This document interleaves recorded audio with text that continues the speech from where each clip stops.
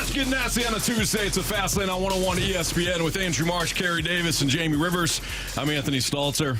Appreciate everybody tuned in today. Your time check, 2 o'clock. It's brought to you by Clarkson Jewelers, an officially licensed Rolex jewelers. How we feeling after last night, boys? Maybe not last night. Yesterday. Cardinals press conference. We had a 4-hour show dedicated to it. Listen. Got any renewed feelings? No, I feel the same. Anything else strike you? I was thinking about this. So, Bill DeWitt III talked about the game day experience. Yeah. And all of the things that they were going to do and how they were going to plan on bringing fans back into the fold and getting them excited. I will tell you this. Did you put a wish list together? Well, I got one thing on my list. Okay. If you bring back the Lou Brock umbrella hat, I'm in. Okay. I'm there. Give me the umbrella hat. I'm there. That's all I want. If that's on listen. Have you seen that thing? It blocks out the sun in the summer. Come on. One day with the Lou Brock umbrella hat, I'll be there. Okay. Yeah. Fair enough. That's on my list. Yeah. I think all Cardinal fans should write down one thing that they want as a giveaway. Yeah. And you put together, you just rank it. Mm-hmm. Which ones you get the most of, that's what gets the people going. Oh, we want wins. No. No. We'll give away wins. Hey, there you go. We'll give away plenty of wins. You beat me to it. Yep. There you go. Let's talk about the payroll again. So this is kind of a big topic of conversation with people. Here's Bill DeWitt Jr.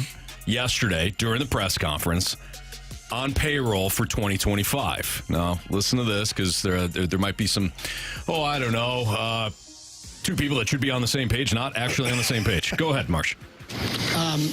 We haven't really assessed what our payroll will be next year, if that's sort of the question. But certainly putting a lot of resources towards player development is a key part of us being competitive year in and year out as the years go on. So, it's an allocation of resources to a degree, and we'll determine the financial ramification of it and go from there.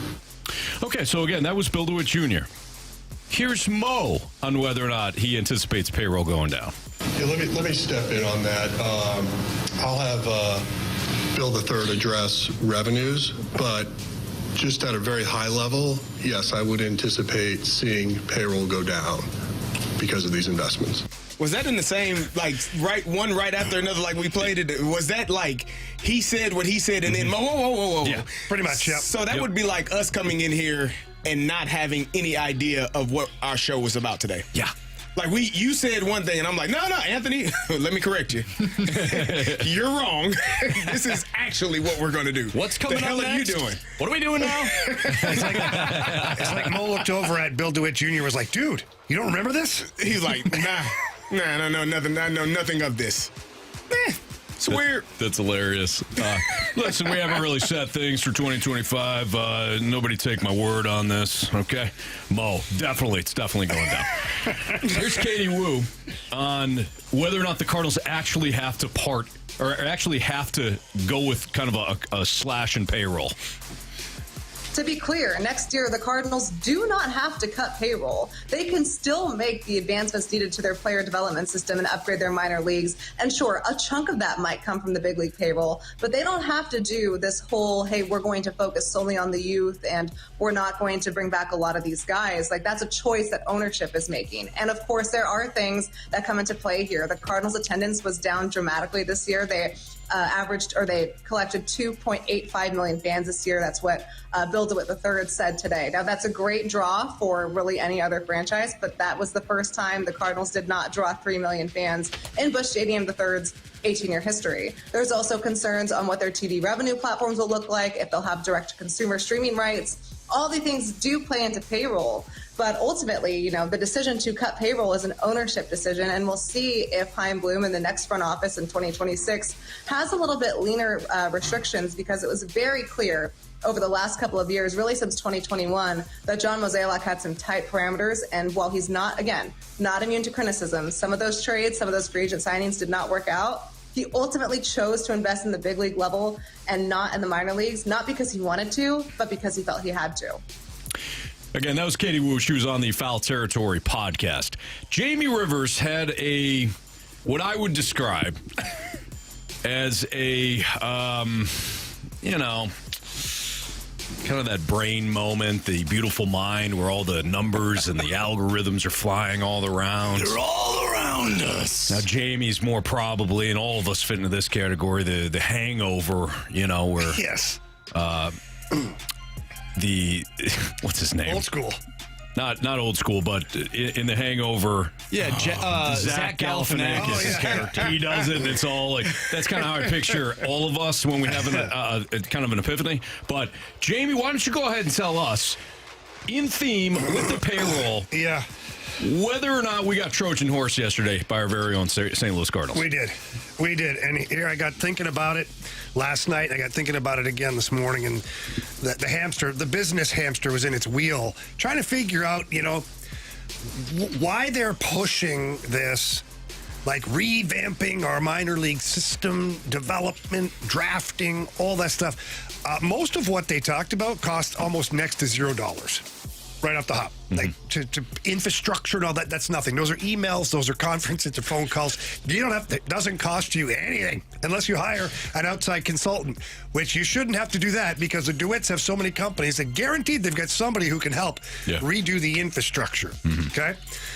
But they Trojan horsed a major salary dump into this player development investment.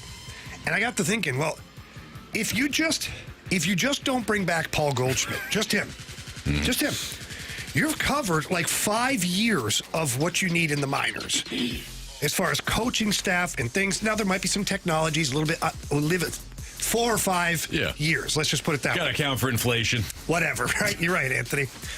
So what other reason is there? There's no other reason except they're also trying to build a facility down in Jupiter.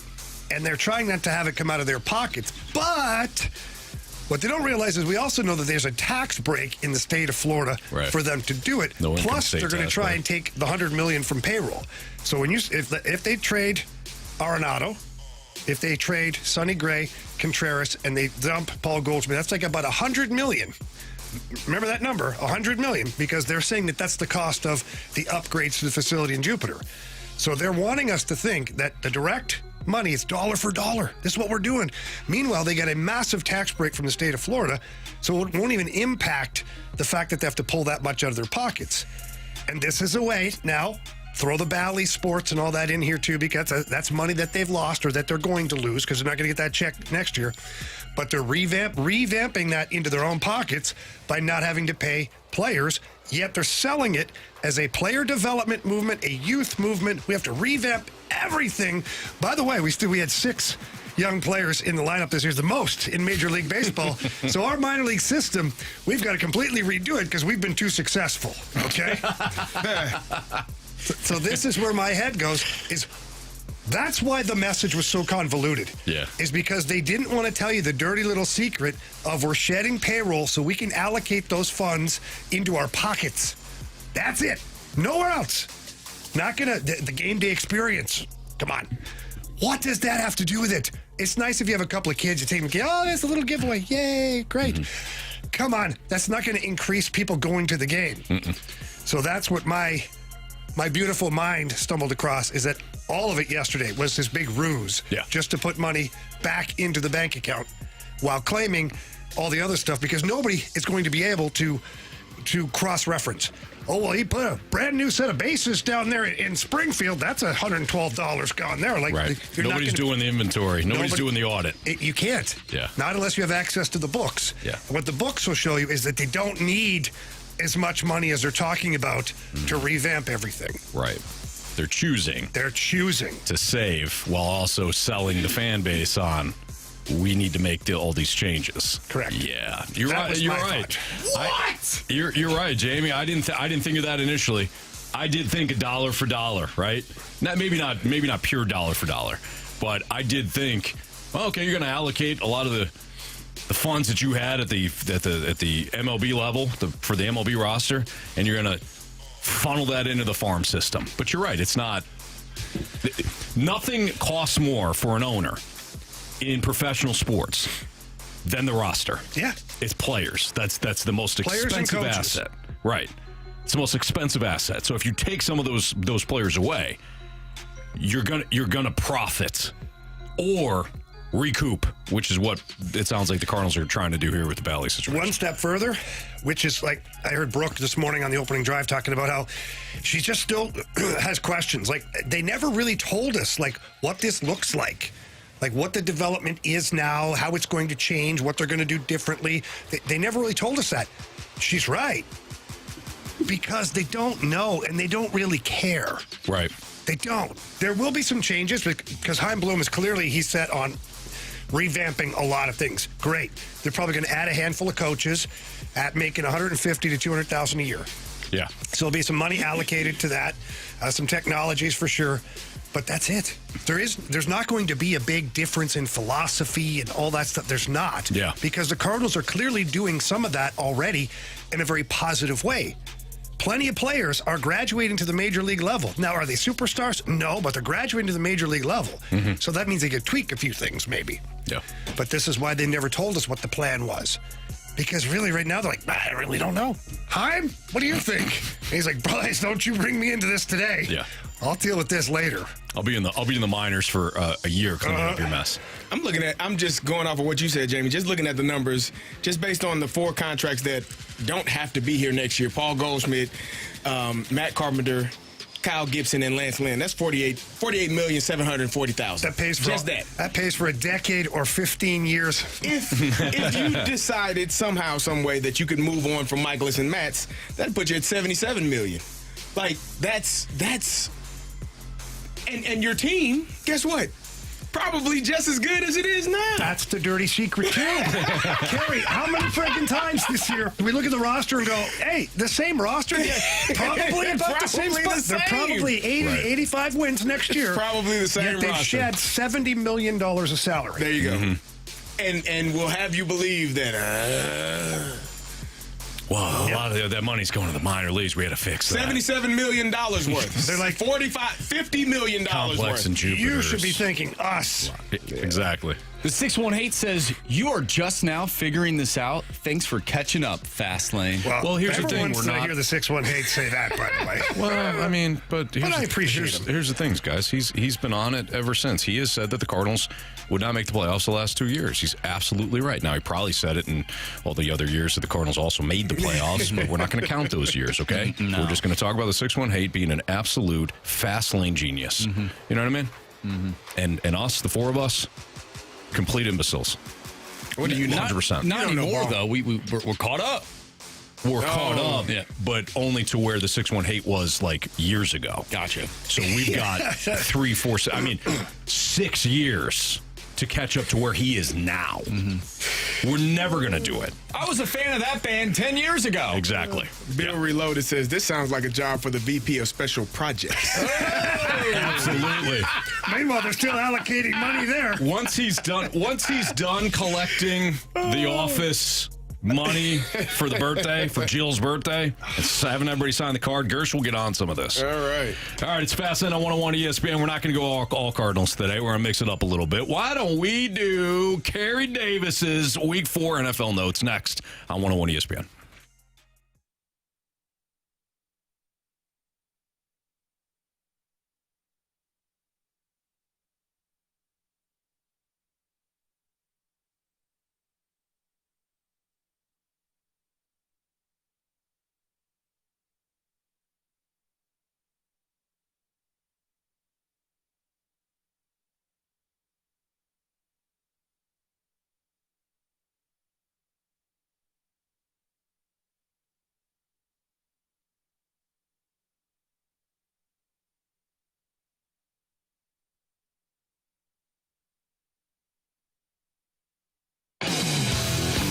Elevate your performance with my friends over at Pure Performance. They are your one-stop shop for all aftermarket modifications.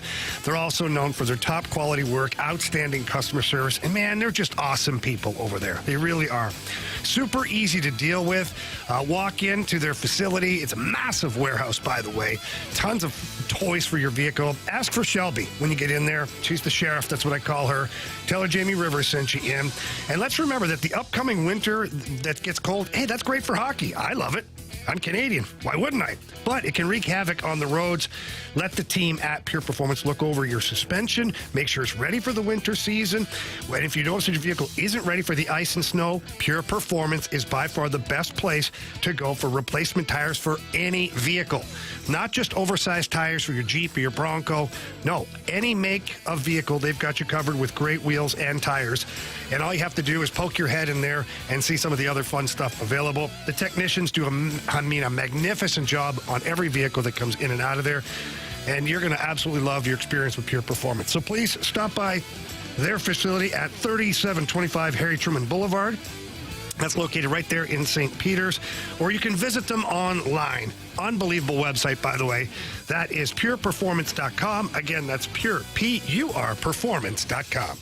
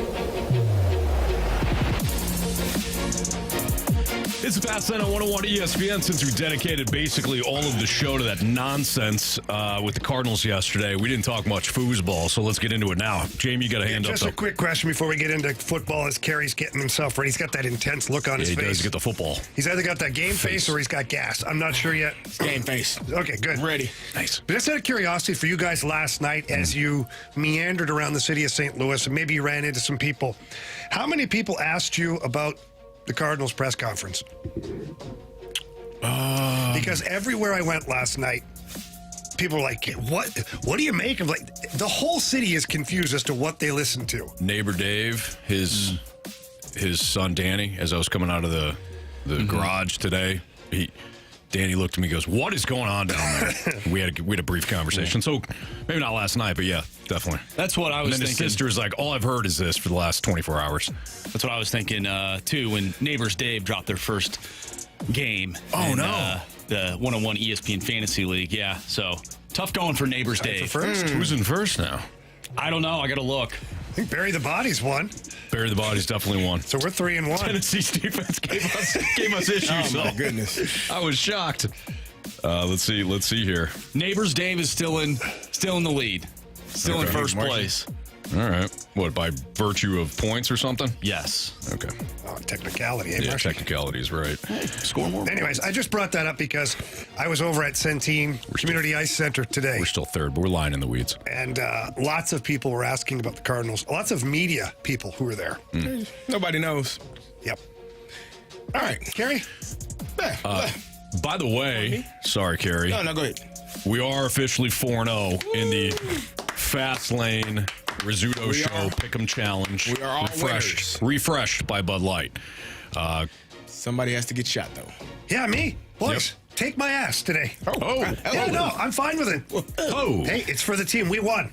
Not like some of the other guys around here. Yeah. You're a team player. Yep. You I are. like it. So Jamie finished with 7, Carey with 8, Marshy 10, BK 10, I had 11. So we had a good week. Nice job, guys. 5. Bad year. Was it 5 I had? No, you had 7. 7. Oh, it was way better than I thought. Yeah, you had A couple 7. of those games were King Scott had 6. He had a rough one. So.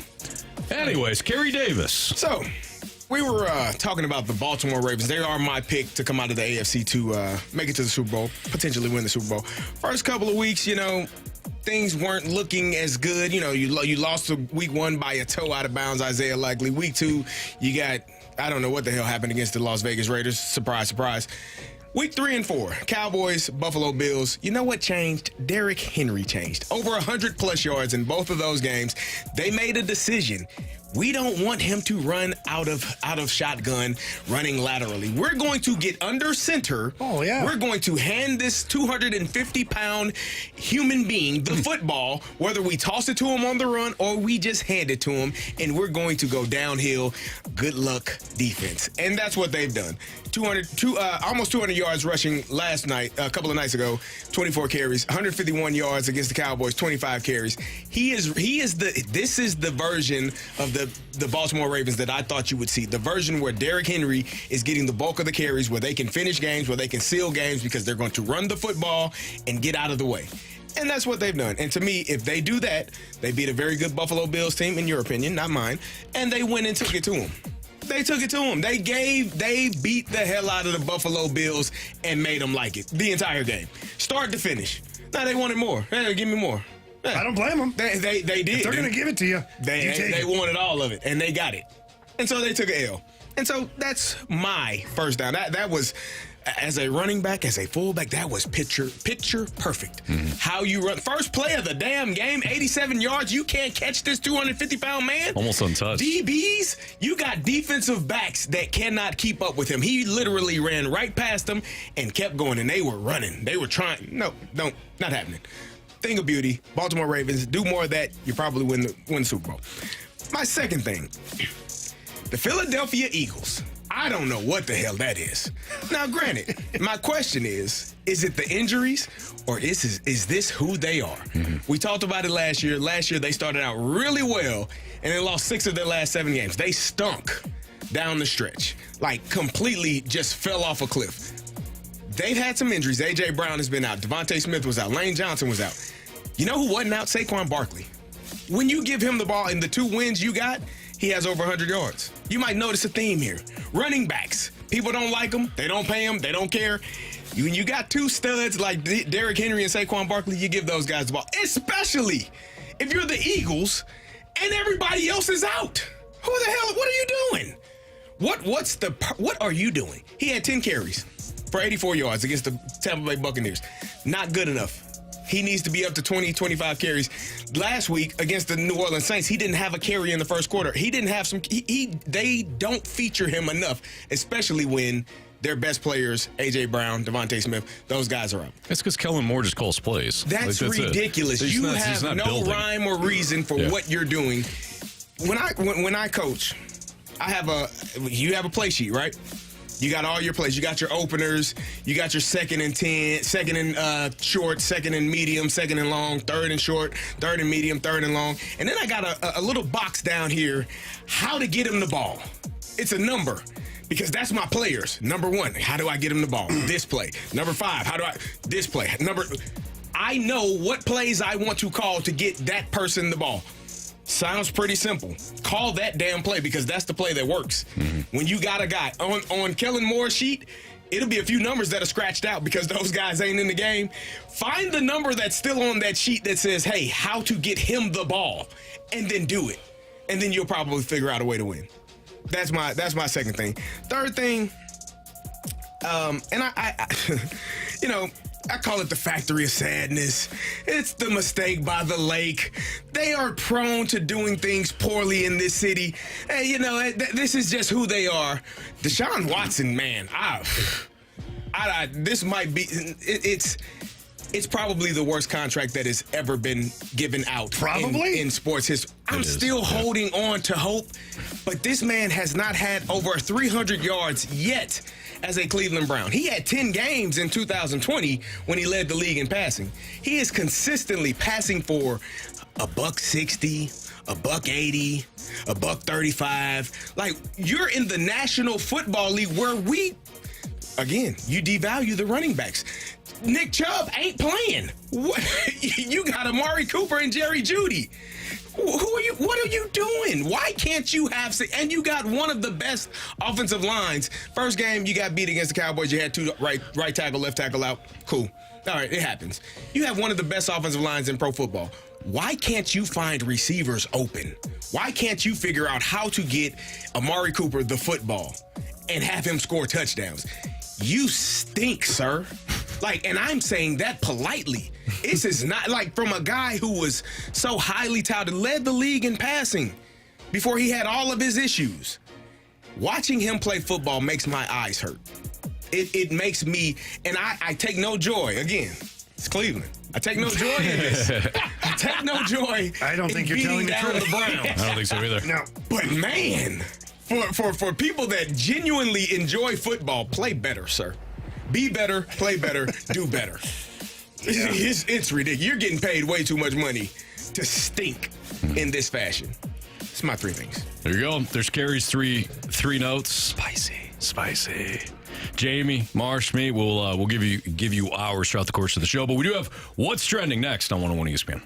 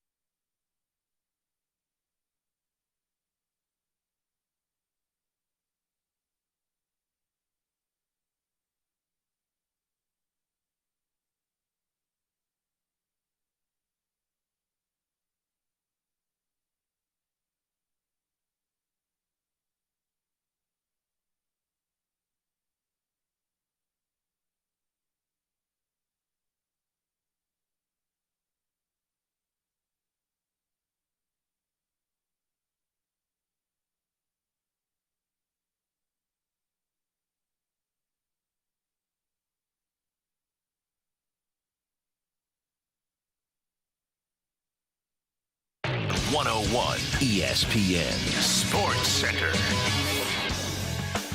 I'm Andrew Marsh. It's time for a Sports Center update driven by Johnny Londoff Chevrolet and Johnny Londoff Autoplex. Major League Baseball's postseason is underway, and the Detroit Tigers are currently leading the Houston Astros 3-0 in the bottom of the fourth inning. We'll keep you updated on that one. Monday Night Football last night. There were two games that we were able to watch and or listen to. The Titans defeated the Dolphins 31-12, and the Lions defeated the Seahawks 42-29. Tonight on 101 ESPN, we'll have some Blues hockey for you as the Blues take on the Columbus Blue Jackets. Pregame starts at 6 o'clock. What's trending is coming up next right here in the Fast Lane. I'm Andrew Marsh, and this Sports Center update is driven by Johnny Londoff Chevrolet and Johnny Londoff Autoplex. See them at londoff.com. Chevy, together we drive. Are you kidding me?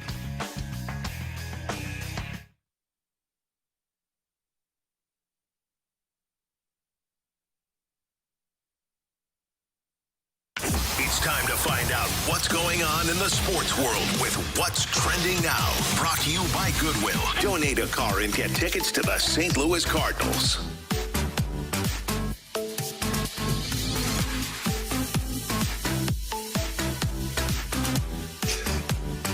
Welcome back to the Fast Lane here on 101 ESPN with Anthony Stalter, Jamie Rivers, and Carey Davis. I'm Andrew Marsh, and it's time for What's Trending.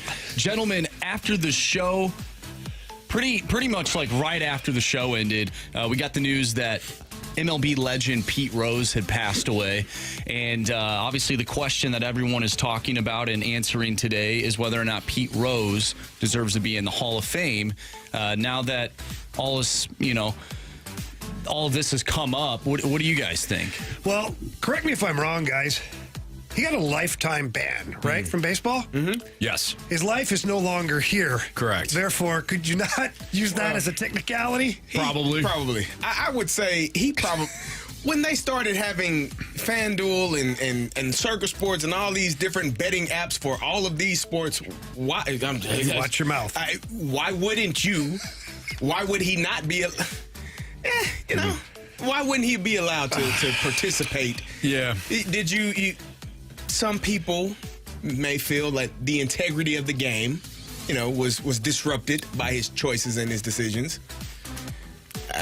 Still doesn't take away what he did as a player, right? What he did as a manager. So don't ban him as a manager. Ban him and you'll never be in because you as a manager, as a player, you were a hell of a player.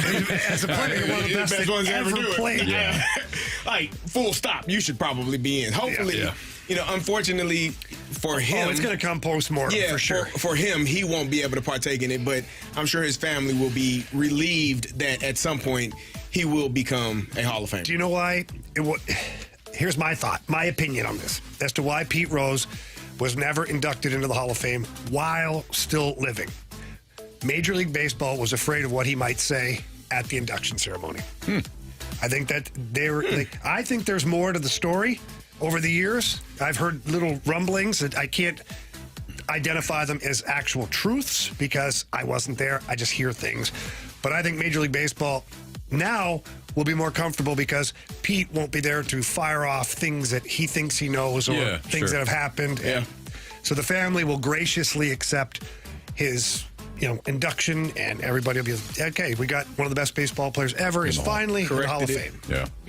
Yeah, that's an interesting thought for sure. I also thought, Jamie, of you and what you often said about Alex Pietrangelo and the no movement clause. And you had stated that, look, Army at that time hadn't given out the no movement clause. He didn't want to have a player basically have as much power as the owner. Mm-hmm. But you, as you noted, you could have said, hey, are you Petro? Were you a captain? Hoisted the cup? One of the best defensive players in the NHL? Like, there were parameters that were set. Canada? You've been at the Olympics? Yeah. If not, I'm sorry, but I can't give you a no movement clause. So, yes, you hand one out, but it's going to be very hard to break that. So the reason why I thought of you in that scenario with Pete Rose is baseball is very clear. No betting on baseball, lifetime banned, right? You could say Pete Rose in the Hall based on his baseball work, throw the little, and you also bet on baseball in there if you need to have that, in Cooperstown. And if anybody else says, hey, what about Pete Rose? He's in. Are you Pete Rose? No. Did you? All-time hits leader? No. Sorry about that. I actually love your idea, Anthony, for a couple of reasons. One, I think it's right. Okay, he's an exception as far as a player is concerned. Yes, not as a manager. But the Hall of Fame is supposed to tell you the story of baseball Yes. with the greatest players ever in Major League Baseball and some of the greatest events. What better way to tell a story about a player than to say he is one of our best hitters ever in the game? Boom. Pete Rose followed up with being a manager. While being a manager, Pete Rose gambled on baseball and, blah, blah, blah. Now when my grandkids go through the Baseball Hall of Fame, because they won't know who the hell Pete Rose is. Yeah. When we pass Pete Rose on the wall, I can tell the story. And then they know, okay, man, that guy's a really great baseball player, but he bet on baseball. Yeah. I think the story's there. Yeah, I do too. Well, it's a I do shame. too. Yeah. Rest right. in peace, buddy. Man, so we didn't talk about this yesterday either, though. But he wasn't the only one that passed. Yeah. Dikembe Mutombo. Dikembe Mutombo also passed.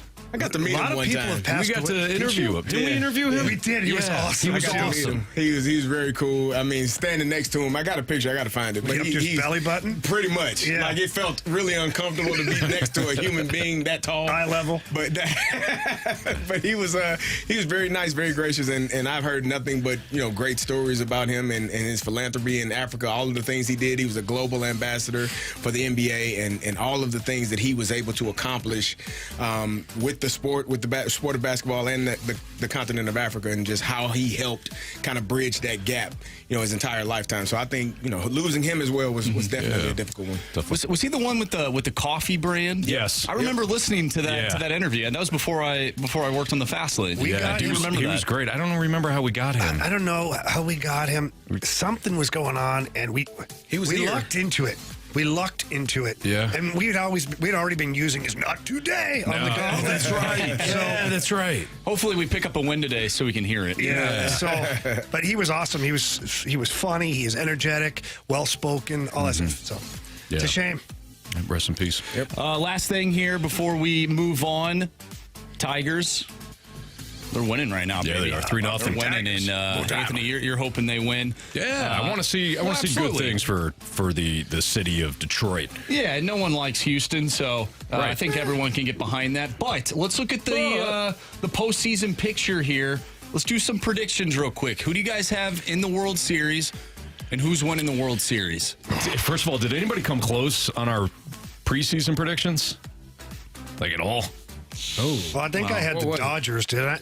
I don't even know who. I'm sure we all had the Dodgers. I'll just say because we all had the Cardinals, I think that we should probably just be out. I had the Mariners winning it all. They were eliminated. Can I? Before they got there. Are we picking now? Yeah, let's redo it. Who wants to go first? Did we Carey not write Davis. that down? That stuff? I think Marsh did. It's written down somewhere. database It's somewhere. in the database. I'd have to. Yeah. I'd have to find it. We'll go through all the infrastructure of that later. I'll be on. This is a special project, and I'm at the helm now. I've got to help you. You got somebody to You help do? with Okay. that? I'm going to go chalk. I'm going to go Yankees versus Dodgers in the World Series.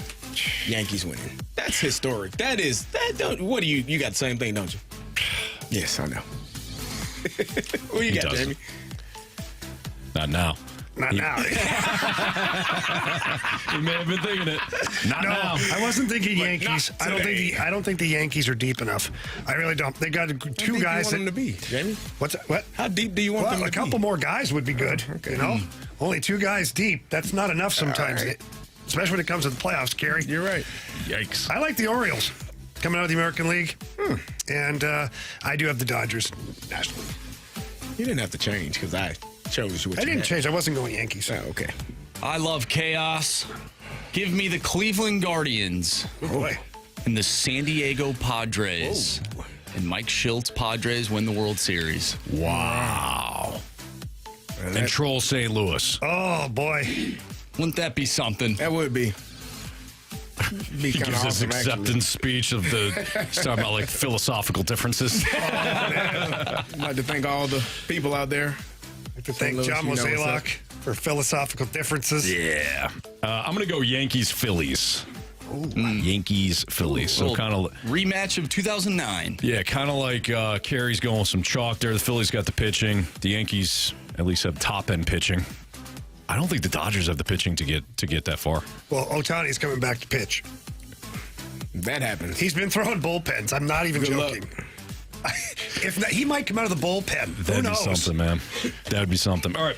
It's Fastlane on 101 ESPN. Does John Mozeliak even deserve a shot at renewing this organization, revitalizing it?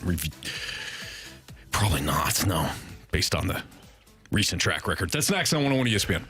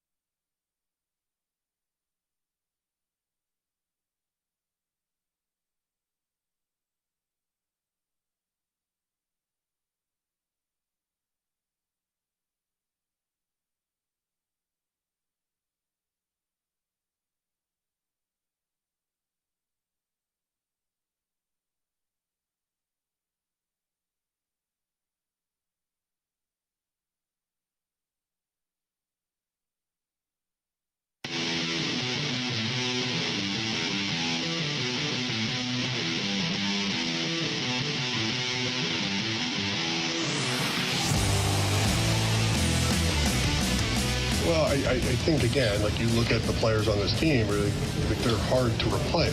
In other words, like who would you not want in your lineup? But, I don't see this as just a pure rebuild. I see it as a reset. There are some fundamental things we want to do differently in the organization. And ultimately, as we continue to have success at the minor league level, at the player procurement level, then we can time it right to then try to reinvest at the major league level. That was John Mozeliak yesterday at some point, either during the press conference or after the press conference. Does John Mozeliak deserve another shot at renewing the organization? Carey Davis, Jamie Rivers, Andrew Marshall, Anthony Stalter, it's the fast lane. I mean, the easy answer, the layup answer is absolutely not. But the reason is why. Like, the question is why. For me, he doesn't deserve another shot because we've already seen this. We've seen this play out. Yeah. And there was nothing yesterday that felt like it was renewed. Well, there's a lot of stuff that sounded the same, that's for sure. Exactly. I didn't see a different Mo yesterday. Not that I expected it, but I didn't see hey, listen, last 2 years, completely unacceptable. I want to he did say at some point, I want to leave the organization in a good spot. He did. But it was almost like a kind of a throwaway comment. It was coming off actually the heels, if I remember correctly, the Frank Cusimano. Well, that's a little short-sighted, Frank. Like there was never a point. Stab you first before I answer this question. I'm gonna stab you in the face, and then I'm gonna answer your question. But I didn't get a sense yesterday that Mo was re-energized by the task that was ahead of him. No. This is like going through the motions at the gym. I'm here. I don't know what you expect me to do. I'm not going to get any better today. I'm not going to lift. But I'm here. I'm not going to sweat, but I'm here. Like, that's what it felt like to me yesterday with Mo. You're 100% right. And here's another thought I had this morning while driving around, thinking about it, listening to Randy and everybody talk about the press conference yesterday. And I'll ask you guys this question. Text line, too. Feel free to chime in. 314-399-9646. That's the Air Comfort Service text line. But would you guys have been happier if they introduced Chaim Bloom as the president of baseball operations yesterday, but John Mozeliak will be working hand in hand with him for the last year? Yes. So that the direction this team is going in is now Chaim Bloom's team. John Mozeliak will be there side by side with him to assist him in anything Cardinals question he has throughout the organization, as far as the infrastructure in the minors, as far as player development, drafting, philosophies, payroll, all that crap. Yep. I would rather see John Mozeliak in the shadows and Chaim Bloom take over. Now I feel like this might be different. Right. Because I felt that this morning. I was like, you know what? They did it backwards. In typical Cardinals fashion, they did it backwards. Like yesterday, I was like, yeah, it makes sense to have Mo around to kind of. But then I was like, it makes no sense to have him around as the primary guy. No. Because he's got 1 year, he's got a mail-it-in year left for him. And I'm not going to suggest that this is what he's thinking. But it's my opinion, is that John Mozeliak would like to see the popular vote go back up for him during his last year at the helm of the Cardinals, and worrying about his legacy maybe a little more than what is left here, because clearly stripping down this team and getting rid of all the payroll is not leaving it in a better spot. It's leaving it in a better financial spot for the DeWitts. Right. So which version are we wanting? Yeah. But here's the thing on that, Jamie. Like, okay, so let's say you're okay, so he's back. He's going to be the guy, right, for a year. What would you guys do? Because I know what I would do. I would try to put together the absolute, if he is worried about his legacy at all, if he is worried about somewhat going out on top, well, then I'm going to put together the finest bleeping offseason you'll ever see. That doesn't necessarily mean spending more money. It just means... Well, then how would you do it? First, I'd take a page of what the Mets did. The Mets payroll is still way up there. It is. But what I'm saying is, you had Francisco Lindor, Brandon Nimmo, and Pete Alonso, and then you had a bunch of other young guys. You shed the big time pitchers. You got a couple of guys in on 1 year deals, including Luis Severino. I'm not saying go out in a blaze of glory, because you still need the owner's approval on that. And you're never going to get the sign off on that. What I am saying is, if you're worried about the legacy in your last year, do something about it. Even at the end it doesn't work, at least put together some thought process, some plan. Think outside the box. I don't know. Have a whole team of lefties. I don't care. Just have a plan. When you said Mo's going to go out with a blaze of glory, it made me think of Major League. There's only one thing left to do. Win the whole fast lane thing. Yes. But there's none of that. He stood up there. He sat up there at the press conference. He's like, there's only one thing left to do. Exact same thing we've been doing. I would say this. If he has there's nothing left to do essentially, but they're going to make they're going to go in a youth movement. Having Chaim Bloom in charge of the minors and kind of fixing that problem so that when he does take over, that problem is already taken care of. You're in a position where you don't have to worry about what's going on, in the minor leagues, what's coming up to you. So those guys are well prepared. You know that you have a better pipeline of players that are more prepared to play at a high level, play at an elite level, ready to play right away when they get there, and you don't have to fix certain things. So I don't have an issue with that. And I guess my thing is what is he going to do? Like, they already let you know we're going to spend X amount of dollars, or we're not going to spend X amount of dollars. These players more than likely won't be back. Yeah. And we got 6 young guys to play a lot this year. You're going to have 8. You're going to have 10. You're going to have a lot of younger guys coming up and playing. And if that's the case, I mean, Mo is just kind of biding his time. He's sitting in a seat with no real work to do. Correct. All the work that needs to be done is being done beneath him. Right. So and why you wouldn't put the person in charge that is better suited for that work to do in charge of that. I and agree. The person that's sitting there, I'm going to ride out my last year. I'm put on my cowboy hat, kick my feet up, and watch baseball. So I've got another theory, too, that just kind of stumbled upon my brain. Beautiful mind. Is they might be making Mo the sacrificial lamb, too. Mm-hmm. And hear me out. Because Cardinal Nation, already some people are on edge about what Chaim Bloom did in Boston, where he was asked to do exactly what John Mozeliak is doing right now. Mm-hmm. Get rid of payroll. Get rid of money. So I guess if I'm the DeWitts, I keep Mo in his position now that I've rethought it, because I don't want Chaim Bloom's first thing to do during his tenure is get rid of all the popular players. That guy came in, he did the same thing as he did to the Red Sox.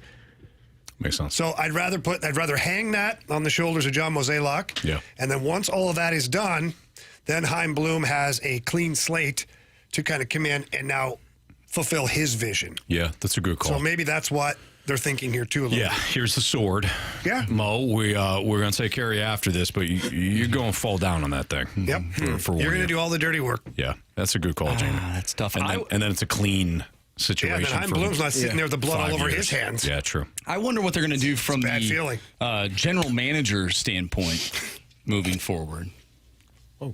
Like, is Chaim Bloom going to assume both roles, or are they going to bring another person in? No, they'll bring another person in.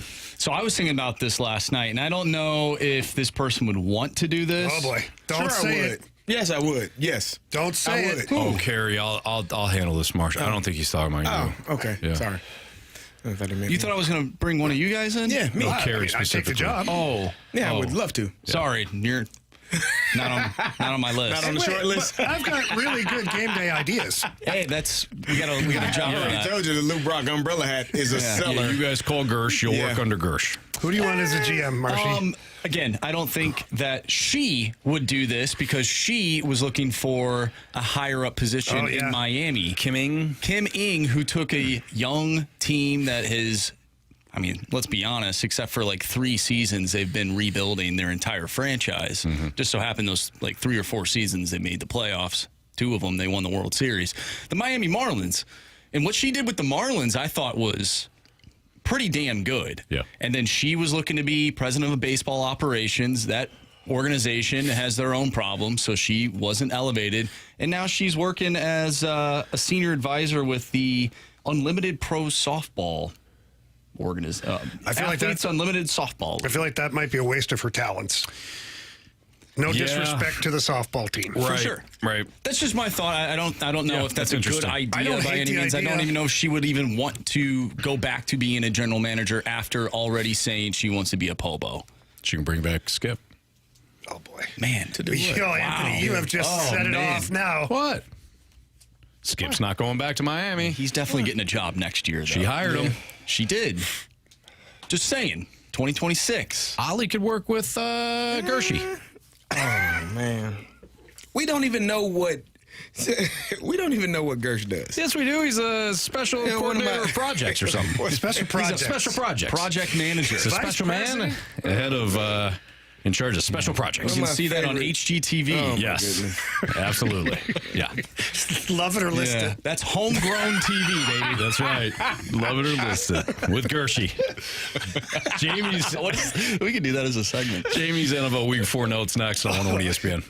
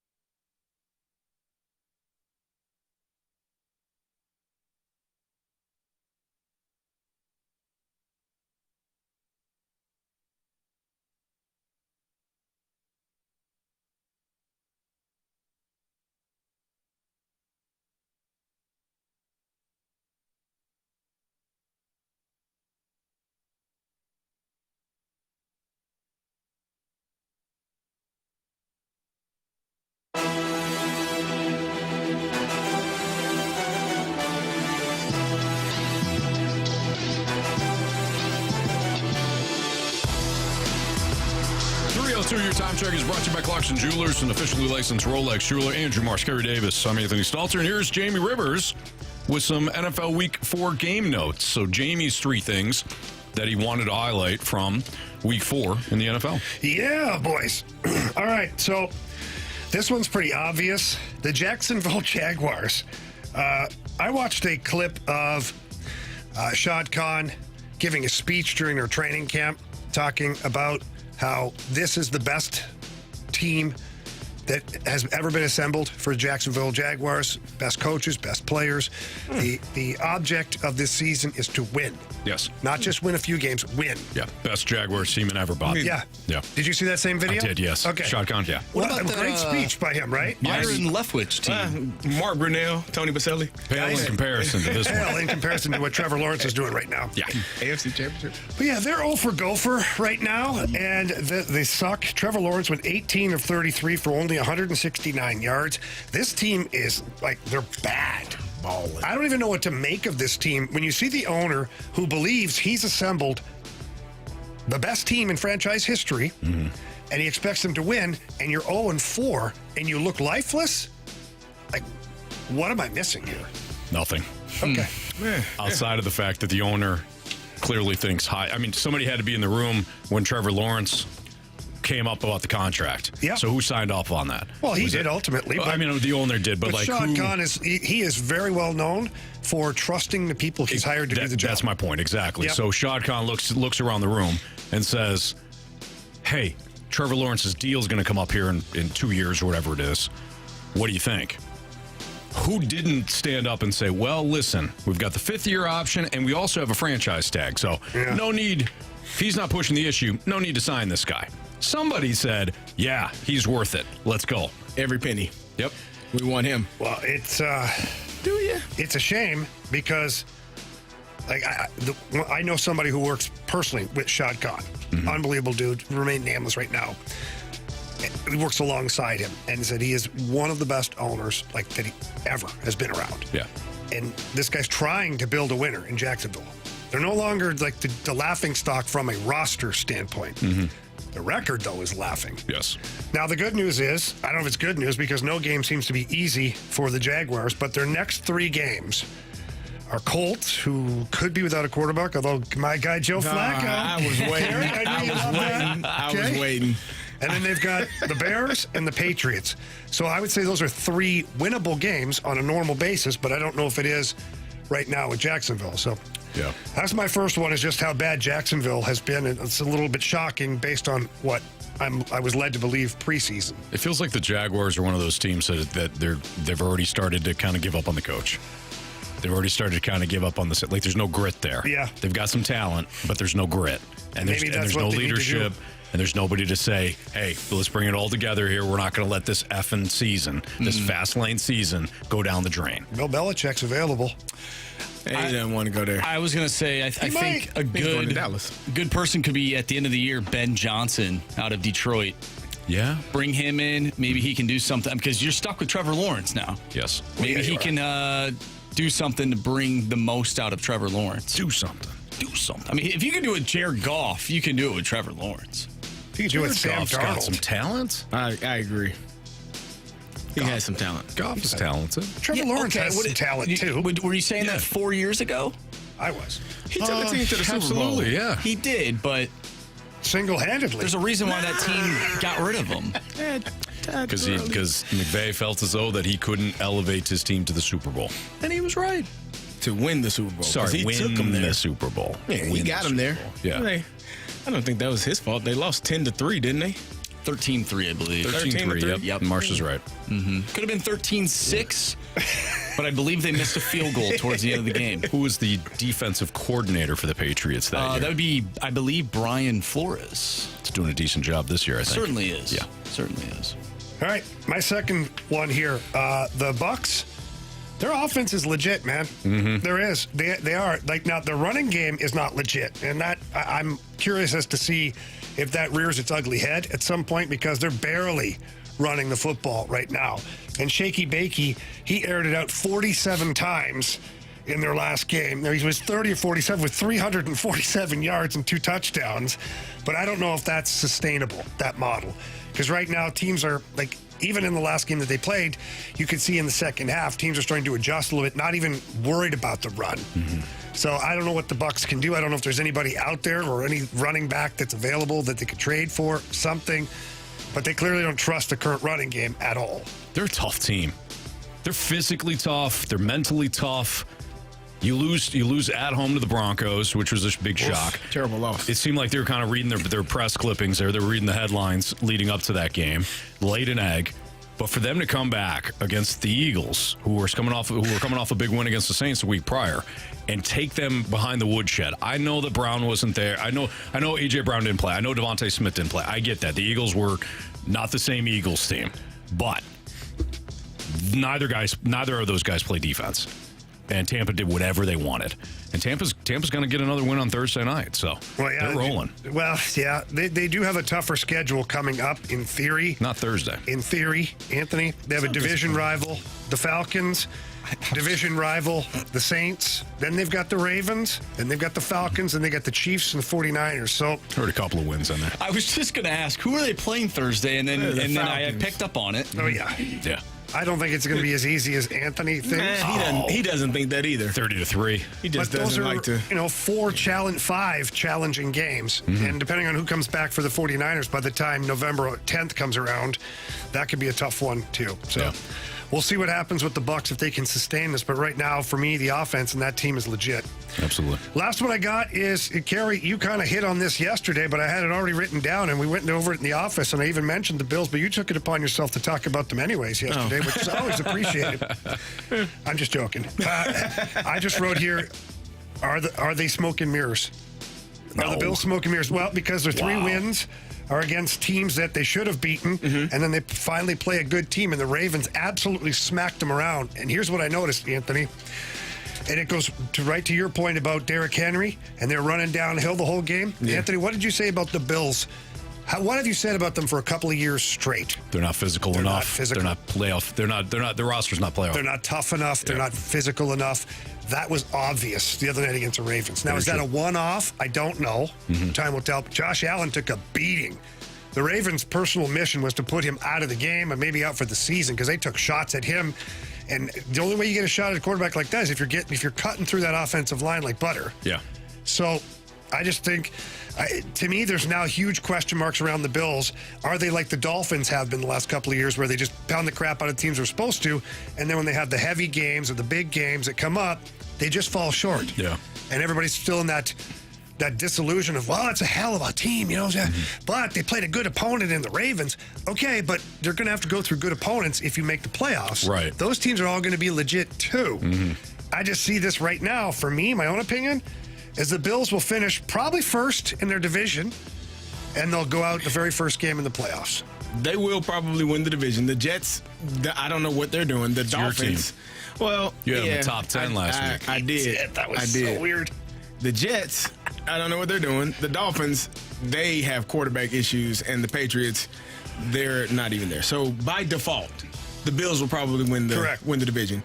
They've won 3 games against the 0-4 Jags, one against the Dolphins, who are 1-3, and one against the Cardinals, who are 1-3. And then they got stomped versus the Baltimore Ravens from start to finish. And this is what yes, smoke and mirrors. But they will win the division because they're like you said about the Cardinals and the Central Division. I had the Niners as smoke and mirrors. Remember what happened to them? Yeah, they lost in the Super Bowl. Yeah, they lost. You had the Cardinals winning the division because everybody else around them, division isn't trying. Right. The AFC East, nobody's trying. So the Bills. I was wrong about that. You were wrong. You were all wrong about that. We are the Brewers are not only trying, they're good. But nobody in the AFC East is going to be trying very hard. The Bills will win the division, and they will probably be 8-9, 9-8. No. All right. They got the Texans next. They're going to win double. Are they going to beat the Texans? Yeah, probably. The Texans team. I don't think that. I think we crowned the Texans too early. They'll beat the Jets. The Jaguars almost beat them.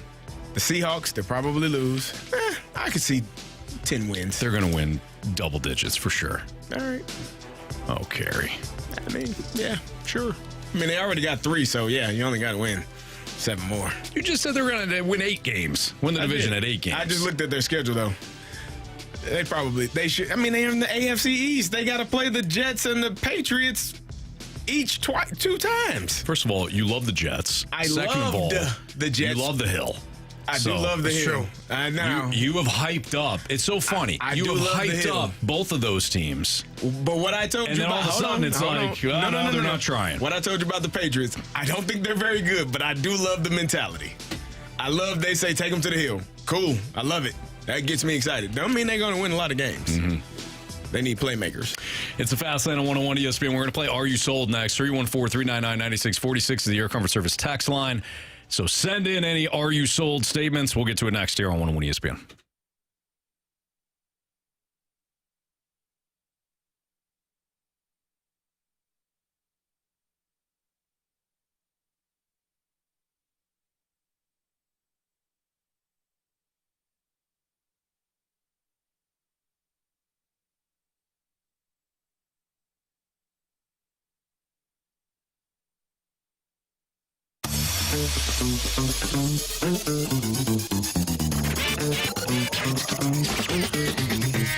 Johnny Londoff Chevrolet family has been in business for over 80 years, and they have been providing the St. Louis area with great deals, great vehicles, and exceptional customer service. Complete customer satisfaction has always been the number one priority over at Johnny Londoff Chevrolet. They understand that good prices bring people in, but it's great service that keeps them coming back year after year after year, generation after generation. I've told you my story. A customer for over 25 years, a friend of the family now. My girlfriend's a customer. My kids are customers. We will always be Londoff Chevrolet customers because they have great inventory. If you're looking for something brand new, they've got great deals. Here's just one. 2024 Chevrolet Silverado 1500 Custom Trail Boss. This is the exact truck I drive. Suggested retail price $67,030. The Londoff price, $54,030. Those $13,000 in savings. That's just one example. Their pre-owned inventory is fantastic as well. And they have state-of-the-art service areas for both locations, the Florissant, Missouri location and the new Londoff Autoplex out there in St. Peters. Please stop into either location. Tell them Jamie Rivers sent you in. You won't be sorry. You will fall in love with the vehicle, and you will feel like you are taken care of properly by the staff over at Londoff Chevrolet. But if you can't get there in person, get there online. Visit them at londoff.com or londoffautoplex.com. Are you kidding me? Johnny Londoff Chevrolet.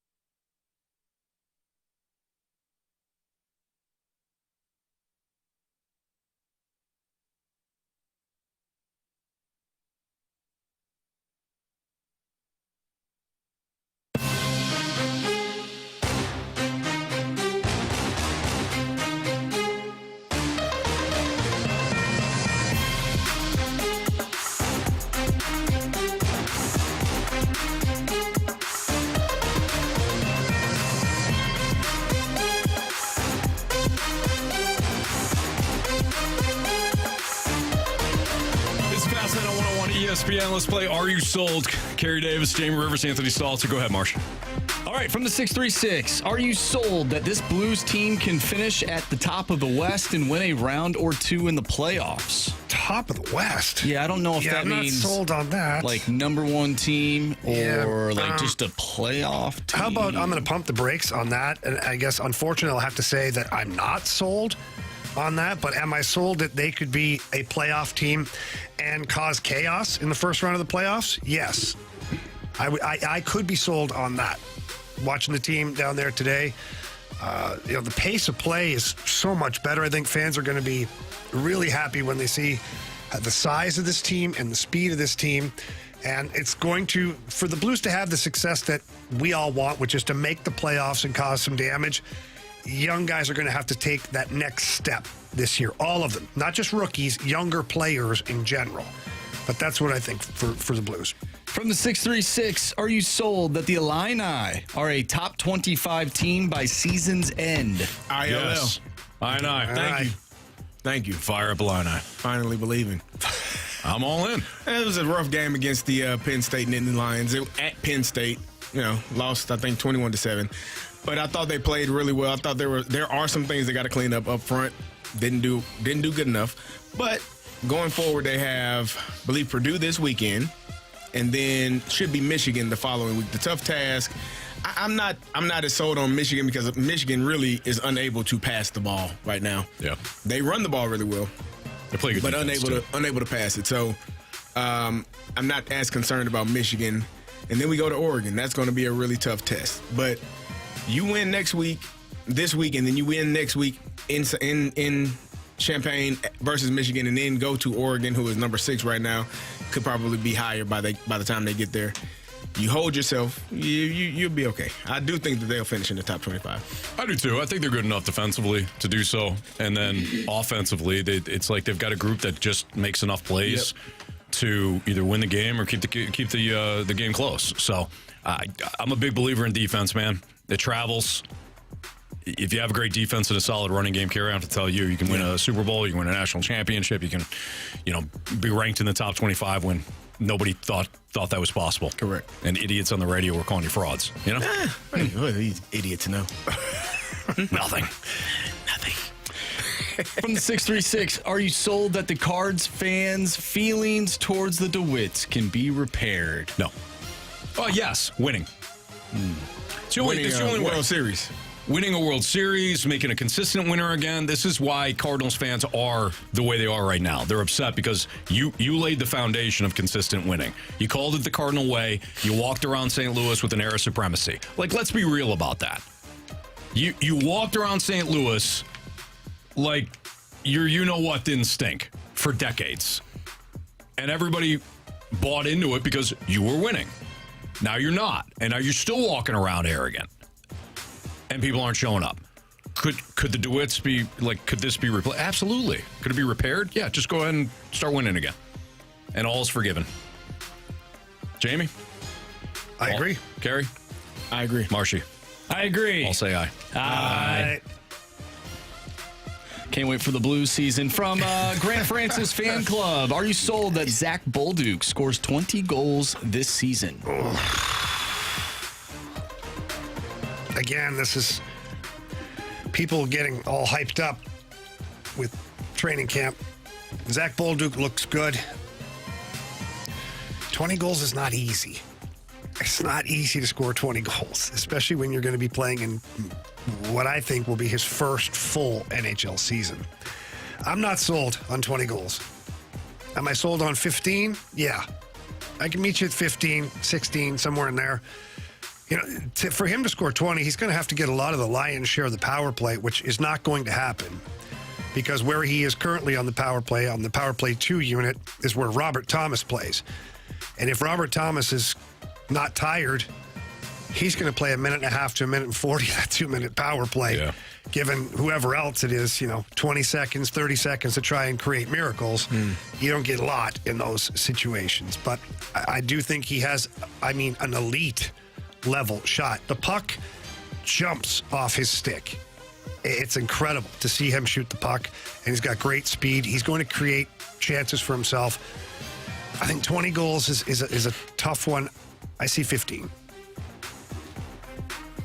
All right. From the 636, are you sold that a Go Fastlane Yourself t-shirt modeled by Jamie Rivers would outsell a Hanes plain white tee modeled by Michael Jordan? Wait, I'm sold. What area of the country are we in? I think so. I am sold on that. Yeah. And don't forget, these Hanes t-shirts are the wrinkle-free ones. I've seen the commercials. Yeah, but wait, do I get to pick the t-shirt I can put my graphic on? Yeah, I would assume so. Perfect. I'm going to get the same t-shirts we use for the Synergy Hockey t-shirts. Those are nice. Those can rival the Hanes. They're comfortable. Yeah. Very comfortable. Yeah.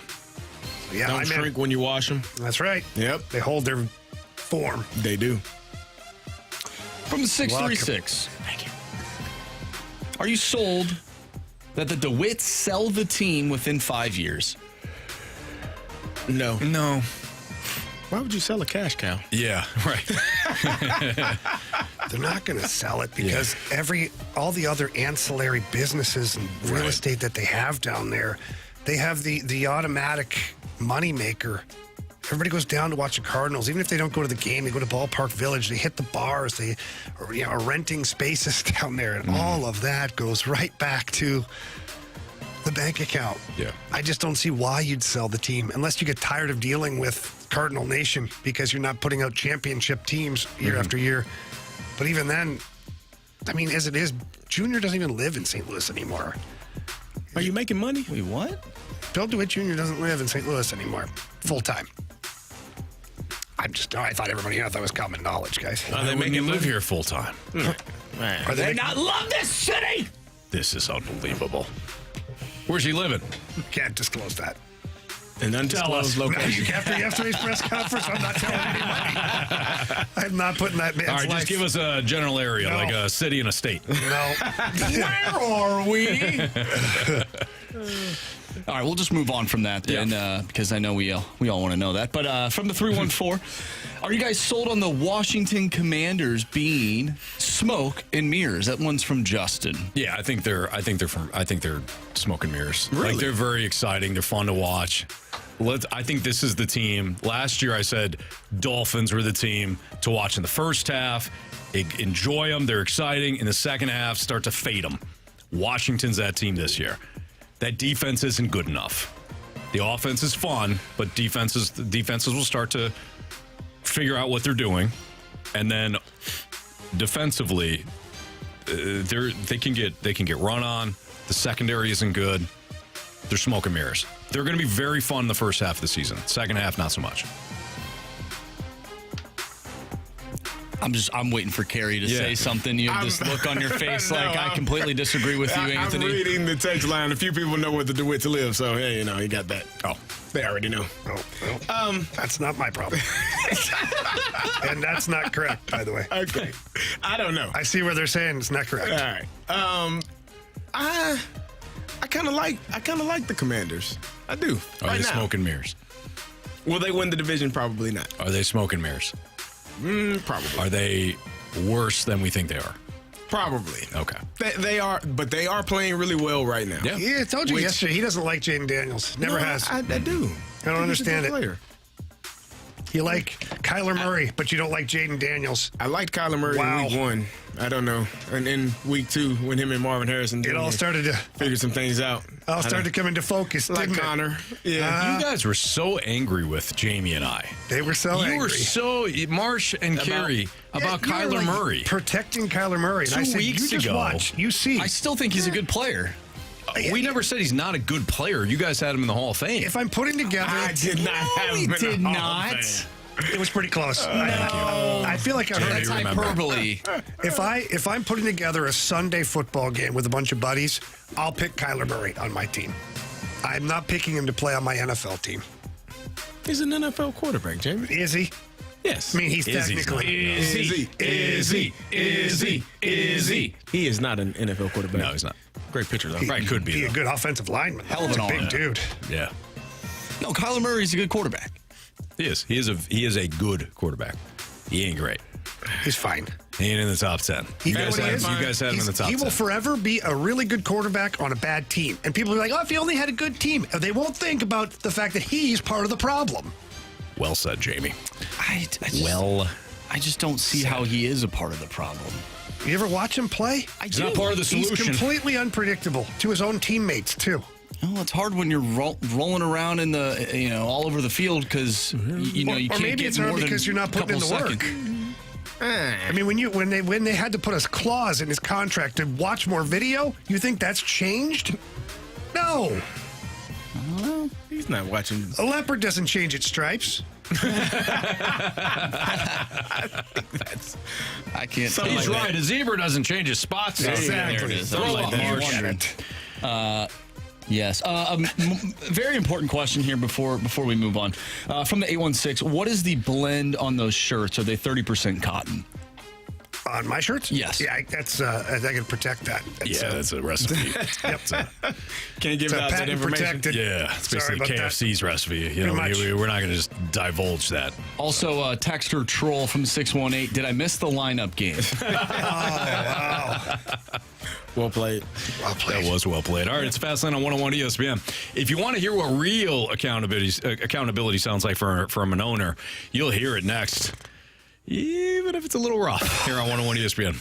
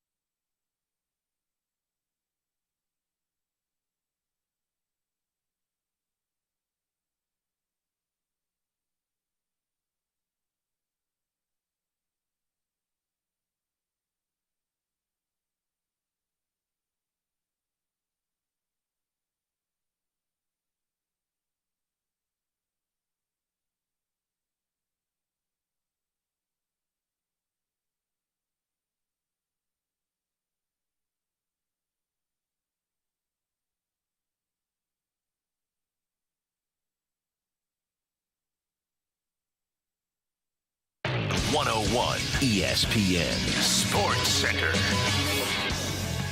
I'm Andrew Marsh. It's time for a Sports Center update brought to you by Saliga Heating and Cooling.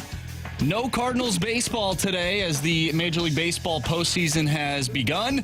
The Tigers lead the Houston Astros 3-0 in the top of the seventh, and Kansas City and Baltimore are tied at 0 in the bottom of the second. So Detroit up 3-0 in the seventh, tie ball game in Baltimore, bottom two.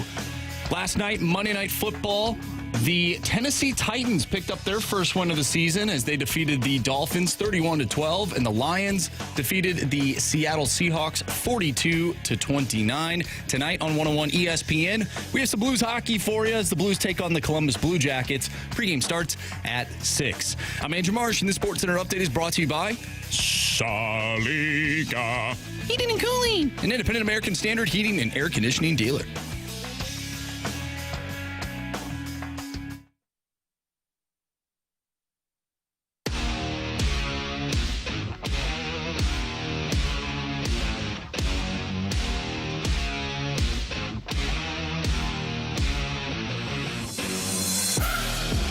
It's Fastlane on 101 ESPN. So yesterday we took the Cardinals behind the woodshed a couple of times there throughout the course of the show following their press conference. And one of the things and one of the themes that we had was there was no accountability. It was very defensive, and it was very like, whoa, why is everybody upset? We won 83 games. No accountability. This is the Diamondbacks managing general partner, Ken Kendrick. And this was from the Burns and Gambo show. Diamondbacks were eliminated yesterday following the Braves' Game 2 victory over the Mets in the doubleheader last night. Diamondbacks were eliminated as soon as the Braves won. This, again, is Diamondbacks managing general partner, Ken Kendrick. If anyone wants to blame anyone for Jordan Montgomery being a Diamondback, you're talking to the guy that should be blamed. Because I brought it to their attention. I pushed for it. They agreed to it. It wasn't in our game plan. You know, when he was signed right at the end of spring training. And looking back, in hindsight, a horrible decision, you know, to have invested that money in a guy that performed as poorly as he did. It's our biggest mistake this season from a talent standpoint. And I'm the perpetrator of that. There you go. I respect that. Does anybody have any questions now? No. Like he knew that somebody was going to ask him about missteps in the offseason. And what did he do? He addressed the biggest one, which was signing Jordan Montgomery late. And he took the fall. Whether he actually was the lone guy who said it or he had some supporters, either way, he took responsibility. That's leadership. It's not just kind of cavalier saying, well, you know, I made some mistakes. We're gonna redo this thing. But again, 83 wins, so I don't know what you guys are complaining about. He addressed it immediately. Now, if you're Jordan Montgomery, you don't feel good about the situation. That's part of Monty has a player option at $23 million, I think, next year. But if we just focus on Ken Kendrick, this is how you take accountability. My option. Me Make too. that guy's life miserable. Yeah. I'm going to see you every single day. Every day. You can cut me. You can let me go if you want to. Right. Pay me. When you guys hear this, though, yeah. So this is what we're referring to when it comes to leadership and accountability. Yeah, I think that a couple things to highlight here. One, I love the accountability, the honesty. I don't love him using one particular player as the scapegoat for his accountability. Sure. Because there are lots of reasons teams don't make the playoffs. It's usually not because of one singular player who pitches every 5 days. Sure. So I didn't like that part of it. I don't think he needed to do that. He could have just said there were some moves we made in the offseason that didn't benefit us the way they needed to, and I hold myself personally accountable for that because I was the guy who said, let's go do this, let's go do that, Yep. and that team that I assembled didn't get us into the postseason. We're going to look at things internally and try to make some moves because we want to keep the Diamondbacks competitive again next year. Right. There you go. You don't have to Seward Montgomery. People already know kind of what he's saying, but that's just me as a professional, not blaming one guy for the whole thing. Fair enough, yeah. I don't think he was blaming. I think he was just taking accountability for his decision and awful protecting. decision is what he said. There you go. I made a terrible decision. Horrible. We paid this man a lot of money. And as you said, he has a player option. Yeah. So we are stuck in a contract. Maybe he was trying to make sure he doesn't pick up the player option. He's trying to say, I don't want you here. Don't pick it up. Don't pick it up. But he's taking responsibility for the mistake that he said. This was all me. I brought this to their attention. This was not on their radar. I wanted this to happen, and it was a poor decision. And Jordan Montgomery didn't perform at the level. They put Jordan Montgomery in the bullpen at one point. They were over the experience because they were just like, this is not it. And so I had no problem with it. Like I have no problem with somebody, because I say this time and time again, good teams and bad teams, whatever you are, it starts at the top. Mm-hmm. Good organizations, good companies, bad organizations, it starts at the top. If you are not honest, if you are not forthright, if you're not forthcoming about what you did or did not do and why it failed and why you missed the game, missed the playoffs by one game, is that the reason that they missed it? Probably not. There were other things that took place throughout that entire season that could have gone differently and that team would have been better. But at the end of the day, he's telling you, this is my decision. Look nowhere else. Don't blame the hit. Don't blame the manager. Don't blame the pitching coach. Don't blame the POBO. Don't blame the GM. Blame me. I did it. And hopefully, going forward, I'll be better and we'll get things like this corrected. Right. I have no issue with it. Yeah, two things. One, by him taking accountability, now if the fans want to be like, well, you stink. And he's like, yeah, I know. Like, I know. Like, I'm taking accountability for it. What do they have to say now? Now they're like, oh, okay. Like, oh, no, you stink. You're like, I know. I literally just said that. Yeah, it leaves nothing to be criticized. Right. Yeah. Exactly. Once people will gravitate towards it. You're like, okay, I can kind of work with that here. As long as you're taking accountability, I can work with that. I might not like you, but I can respect you. Right. Second thing is, owners need to stay out of making decisions when it comes to their sports team. Like David Tepper. Is that David Tepper? Yeah, of Carolina Mm-hmm. Panthers. Like, that guy needs to step away and stop making decisions. Like, owners need to stop making decisions when it comes to their sports. Marshy, that's a tough one because the owner is the one with all the skin in the game. But they don't know what they're doing. The owner is the only reason these people have jobs. I get that. So, but I understand what you're saying. Like, if I, for some reason, decided to, I won the lottery. I'm going to buy a company that's in the tech world. You guys know me. As my girlfriend says, I'm one step above the Amish when it comes to IT and tech and things like that. That's fine. I accept that. It would be brutal for me to step in then and be like, hey, we're changing things around this tech industry. Right. We're going to dial it back a little bit here. Yeah. Things are getting a little too complicated up there. So I get it. For who? But it is the owner's job to hire the people. But then not when the last decision comes, as the owner, I would be like, I need you to sell me on the idea. Mm-hmm. Whether it's selling me as yes or you're selling me that it's a no. I need to know you're passionate and you're convicted of what you're doing. Yep. And if you are, and I believe it, then you've got my backing. But that's like, there has to be an involvement from the ownership, just not like these guys are treating it like they're playing Madden football and they're trading players and, running plays. We need this guy. Well, then why did you bring me in to do my job if you're going to undercut me? Yeah. We don't need that guy. Yeah. We need to go in this direction. So stay in your lane. I'll do my job. If I don't do it well, you'll fire me. But do you know what that is? That's a classic, I just watched that guy beat my team last year in the World Series. We need that guy. Is it though? I mean, Jordan Montgomery was one of the better pitchers that was out there on the market this offseason. Like, it's not like it's not like they signed someone else. Like, it's not like they went out. I don't want to disrespect anyone here, but it's not like they went out and signed a contract. No, I'm not going to say it. You got a few names you could throw out there. I do, but I won't.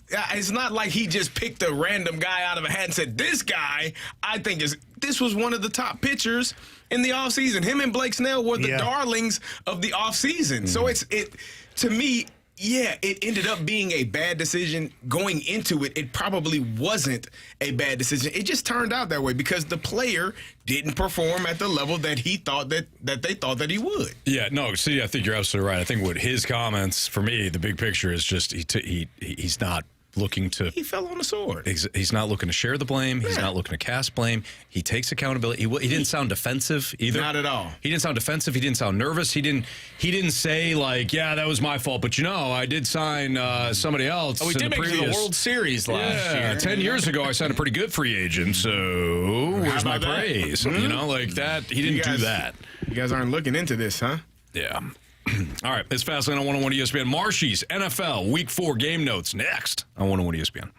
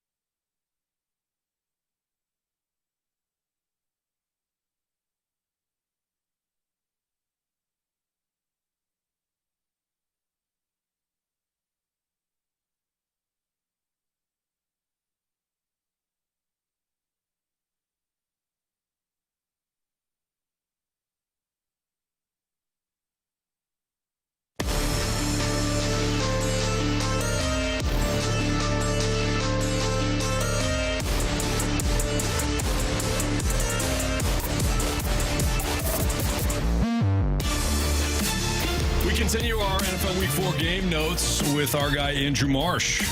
Marshy, what you got, man? Are you ready? Yes. Here we go. Guys, this is the year to take down the Chiefs. Ooh. Injuries are starting to pile up for them. If you can't beat the Chiefs this year and take them out, now let's be honest, they'll make the playoffs. They'll be just fine in that department. But if you cannot take them down this year, gentlemen, I don't know if you ever will. Yeah, last year's kind of that time, though, remember? Like, the last year was supposed to be, you got them on the road in the playoffs. They didn't host the AFC title game. Like, that was it. They didn't have any wide receivers. Kelsey wasn't great. And the defense wound up being outstanding. And Patrick Mahomes still did Patrick Mahomes-like things. But I hear you. It doesn't look good. Right. Rashee Rice likely out. Is it confirmed yet? Because I know they kept talking about how they fear that he's got a torn ACL. I don't think they confirmed it yet. I don't think they have, but I don't know. No, I haven't seen it that they are confirmed that it's a torn ACL. They fear that it is. Yeah. But they're still waiting. They should have the results now. I mean, you get the MRI, and they get the results right back to you immediately. Yes. So it's probably a torn ACL. And maybe they're swelling there, and they want to wait and see how everything plays out. But yeah. So this is from Pro Football Doc. In quote, there's a glimmer of hope open for the season. And this is why he explains why the Chiefs have not confirmed of Rashee Rice's ACL tear. So it could be good news for the Chiefs. But either way, he won't play next week unless he's Superman, which I don't think he is. I don't think so. But you also have Pacheco, who's out. Yep. Travis Kelce, I don't know what's going on there. He started. It looked like he got an uptick in receptions this past week against the Chargers, and maybe that was because of Rice being out, and you need to throw the ball to somebody other than Juju Smith-Schuster, which is Xavier Worthy. You have Xavier, and they threw it to him because he was kind of quiet ever since week 1. You have that big deep ball to him. So the way that I've looked at it is maybe they could recreate what they did before they got rid of Tyreek Hill and have Xavier Worthy just be that guy that just go. And you have Travis Kelce there, and you have Kareem Hunt once again. Yeah. So maybe you go back to doing that. Right. I don't know. But I think this is the year where teams have to pounce on capitalizing on the Chiefs. So here's my take on the Chiefs, right? You still have to be perfect to beat them. And we've seen that now. In week 1, the Ravens didn't play their best game. They had an opportunity late. Isaiah likely can't get his toe in, so the Ravens eventually lose. In week 2, I forget who the Chiefs played in week 2. Week 2, they played they played Falcons in week 3. Week 3, and they just played the Chargers in week 2. Bengals, thank you. Oh, so the phantom interference call. That was absolutely pass interference. So play on the ball. You don't create that pass interference situation, have Harrison Butker go out there and kick the game-winning field goal. They could be 0-2 then. Falcons don't run sideways and have Tyler Algier block nobody. Or Kyle Pitts. And then throw the flag. Yeah, because he got mugged. Okay. And then week 4, last week, the Chargers were incredibly banged up and still played really well against the Chiefs. Defensively, I thought they were really good. But in the end, there's Kansas City with the ball last, and they're the ones that make the big play happen. You have to be perfect to beat them, even with their flaws. So, Red Kingdom. Here we go. You're starting early this year, aren't you? I'm just saying. You know why? Because his 49ers team is 2-2. And the Falcons are 2-2. Yeah, but you like a different number of teams. You and Jamie. That's Jamie. No, Jamie likes 3 teams as well. No, you know what? It's only 3. You like multiple teams, but you don't come out and say it like Jamie does. I don't like multiple teams. I'm a long-suffering Falcon fan, and you guys know it. And you'll jump on the bandwagon if need be at the end of the season, so you can get the vibe of the championship. I can't root for. Well, his other team has no chance. Jamie's right. They're going to win the division this year. Well, that's They're why going I to lose think tomorrow, two nights from now. You gravitate towards teams that you enjoy their offense, but you won't come out and say, well, yeah, I'm a 49er fan. You're just like, I really enjoy watching the 49ers play I football. said the Chiefs. I was a Chiefs fan for 2 weeks. You were. That's fair. And that's all you guys have done is terrorized me. Listen. And I say one thing. It is October, Anthony. It's Red spooky Kingdom season. And you guys are all over me. The Falcons got to figure something out with Kyle Pitts because No, they don't. He's trade him. For what? What are you Whatever gonna you can get. Nothing. That was a dumb pick. It was a dumb pick. He's too big to play wide receiver. He's too small to play tight end. Can't block. Okay, great. Right. He's a unicorn. Hey, that's what he's Les Snead a tweener. told me. He's a tweener. You watch your mouth, pal. Fine, then you take him with the Steelers. Guys, Give us, I don't know, just throw one at TJ Watt, you know? What? Just give us Watt, you have Pitts, then you can have the unicorn on your team. Nah, we'll pass. Then you can throw to Pat Fryermuth anyways. The Washington Commanders will win the NFC East. That's what I've gathered from this past week. The Eagles are in shambles. The Cowboys are the Cowboys. And the Giants, unfortunately for Carey and I, aren't looking like a playoff team this year. Yeah, they aren't. So the Washington Commanders will win the NFC East. I've gathered that from this week. Yeah. That's a choice. Do you think you're premature with that? No. Okay. No. I saw what C.J. Stroud did last season with the Texans, and it just so happens to be a trend where the quarterback that's picked first tends to not be good or be on a good team, and the guy who's picked second or third actually is. So I'm going to go with Washington winning the NFC East. I'm going to go with recent trends, Marsh says. As of 2 years. As of 2 years. Okay. That's kind of short-sighted of him. Oh, all right, calm down. Come on. I mean, Jamie. Frank, this is a little slow. Short-sighted, isn't it? No, not really, Mo. Actually, on par. Too soon? All right, my third game note from watching Week 4 is I just don't understand how there's not more good quarterbacks in the NFL. Like, this is the best league in the world, and there's how many people that play the sport in ever, Bob, and we can only find, I'd say, maybe 15 to 20 actually good quarterbacks in the league. Like, watching the Miami and Tennessee game is like banging your head into a wall multiple times. I've done it. Not You did it once, multiple times in the same setting, not in different occasions. Gotcha. Like over and over and expecting something different to take place. Like it won't hurt. It's like scooping my eyeballs out of my head, putting them in a boiling water, letting them boil for a little bit, and then sticking them back in. Wow. Like, why are we watching that game last night, primetime TV? Mason Rudolph, who just, and I said this in the office, somehow that guy continues to win football games. Doing nothing. He just doesn't lose the game. That's it. Sometimes that's all it takes, I guess. He just stays out of the way. Yeah. Does a good enough job. How many times did he throw the ball in the second half? Like 3? Let the defense get after. I don't know. Miami, that's bad football. Hey, that team is not tough at all. Yeah. Did you see not only Tyreek Hill, but Jalen Waddle? Jalen Waddle looked like he was depressed and frustrated and sag shoulders. And well, yeah, like why wouldn't he be when their head coach is doing the same thing? Like, it starts with him, and he's standing there. He's got 100%. RFB the entire game. Yes, 100%. I love too. Your boy, wasn't it Orlovsky that was on the call last night? Did I hear that properly? I love too how they kept saying they're like, throw that play out. They kept throwing it to the boundary. They kept throwing it to the boundary. Well, so here's the thing. In his defense, and by his, I'm talking about the head coach and Tyler Huntley.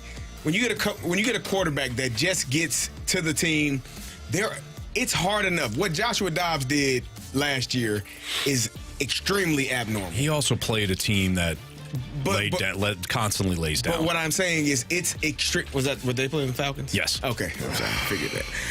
It's extremely difficult to get to a new place, learn the terminology, know who is who. If you have no anything that reminds you. Basically, you want something that reminds you of an offense that you've had previously. Yeah. And some offenses, the terminology can be so vastly different from what you're accustomed to. Trying to just spit the play out is hard enough. Never mind knowing who the ball is supposed to go to. Mm-hmm. Like knowing what play, who's lined up where, what the play is. It run or is it a pass? Like in their defense, he probably had to water that offense down. McDaniel had to water that offense down so much because it's only how much your quarterback can figure out and do in a short span of time. So for me, watching them play, it was probably extremely difficult. He might be one of those coaches that have those, 30-word plays, and now he's got to limit it to something that is so much more simpler to digest for the quarterback.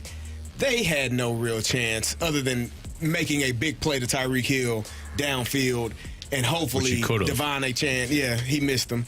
Devon Achane breaking something. Like, that was really their only chance last night. They were they have the better players. They just couldn't figure out anything on offense. Either way, that's on McDaniel. I agree wholeheartedly. I understand what you're saying. I have seen teams carry without a quarterback run the Wildcat and win a game 13-10. With that roster, I'd have put Tyreek in the backfield, just snap him the ball. Run. Look, your point is well made, Carey. Your point is well made. He probably had 10 plays. Probably. I get it. Which is why he kept throwing the one play to the Sure. I know. You know what? I know that one. He had throw Tyreek the ball in the flat to the right. Absolutely. That play. I'm not crushing Tyler Huntley. How many snap and frat? How many illegal shifts did they have because snap Huntley count, couldn't? Trying to, I get it. Why are we at a point where these guys have no idea what they're doing? It looks like they have never played the sport before. Well, I think the to Carey's quarterback doesn't know. But you should. This is the NFL. Why is the product so bad? He was snapping it. He was snapping it before the receiver had an opportunity to take it. Cadence is different. Yeah, I get that. It's so many things. It's like learning Spanish, speaking Spanish, and then going to learn Mandarin. Like, it could be that much, and doing so in a week's time, and trying to understand. Oh, I don't even know what I'm saying, let alone where people are. Right. I know where I am. I'm behind the center. Yeah. I don't know where anybody else is. More to your point, like Skylar Thompson was going to be the backup quarterback again this year. Yeah. What did you see out of Skylar Thompson to make you think that? I'm talking like McDaniel. What did you make you? Well, he's not good either. Why exactly? Why is he? Why did you not? Why are there not better backup quarterbacks? Because there aren't good enough starting quarterbacks. Yeah. That's an issue to me. For your league, you're the best league in the world. Well, you don't have more than 20 good quarterbacks in your league? It's the hardest position to scout and hardest position to coach. It is. Very few men can do it. What? I understand offense. I didn't say you didn't. Yeah, I can That's do what it. you were stretching out for. Yeah, I am. Okay. This thing's I need a little bit of time. All right, we have a returning Gauntlet contestant next on 101 ESPN.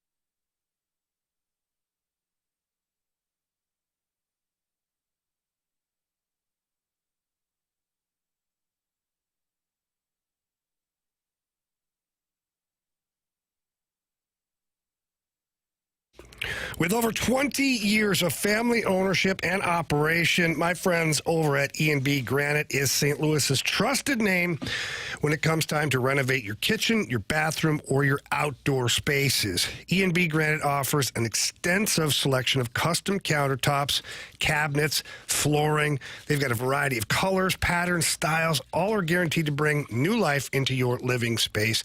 And those custom countertops, they're on location, too. Down at 6135 Manchester Avenue. Walk in, let them know what you're trying to accomplish. But the countertops, they've got them in the back of the warehouse, and you can go and walk the aisles and pick what you're looking for. I did that. Redid my kitchen, went in and saw one of the in-house design staff members, and we walked through all of it. I found the countertop that I loved, found backsplash that I loved, cabinets, all that stuff. It was so easy. E&B Granite did a fantastic job of making it really great for me as far as an experience. And then when it came time for them to deliver on the goods, meaning in the installation of the countertops and everything that came with it. It was flawless. It was incredible. I absolutely loved the entire process, and you will too. So why don't you reach out, give them a call, book an appointment, tell them Jamie Rivers sent you in. That number is 314-645-9300. Again, that's 314-645-9300, or you can always visit them at enbgranite.com.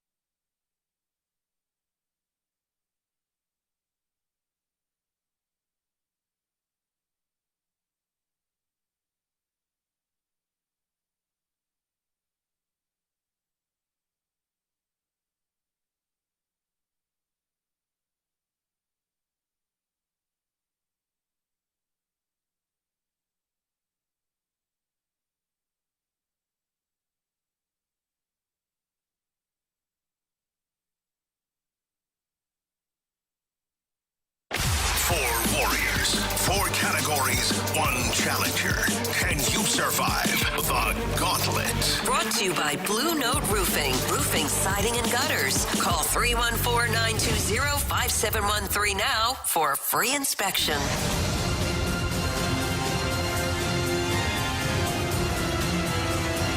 It's a Fast Lane on 101 ESPN. Carey Davis, Jamie Rivers, Andrew Marshy, Anthony Stalter. We welcome back Kyle for a second straight day. What's up, Kyle? Hey, what's up? How's it going? It's good, man. Congratulations again on knocking off Carey, getting a round 2 of the Gauntlet. Who'd you like to play, Marsh, Jamie, or me?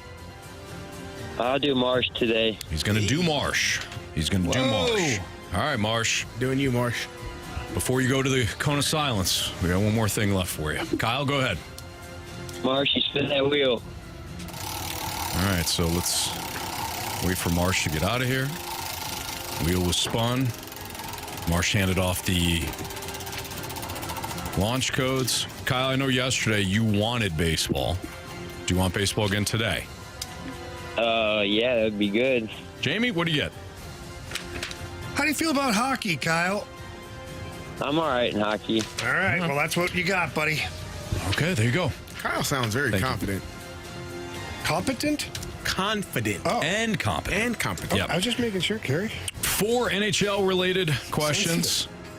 Kyle, as you know, same 4 questions we'll be giving to Marsh here in a couple of minutes. Each question is worth 2 points unless you ask for the options. If you ask for the options, they're worth 1 point. Are you ready? Yes, sir. This season, the Blues will be affiliated with which ECHL team? This season, the Blues will be affiliated with which ECHL team? I need the options on that one. The Kansas City Mavericks, the Florida Everblades, or the Fort Wayne Comets? I'll do the Comets one. Okay. Final answer? Final answer. All right, Kyle. Question 2. Name the last season the Blues won the Central Division. What year?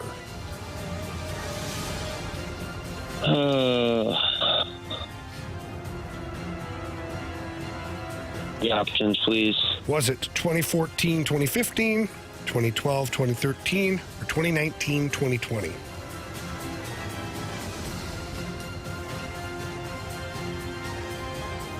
(2013-2014). No, that wasn't an option. You got 2014, 2015, 2012. That one. The first one, A? Yeah. All right, buddy. Final answer? Final answer. Question number 3. In the 2020 playoff bubble, the Blues were eliminated by the Vancouver Canucks in the first round. How many games did the Blues win in that series?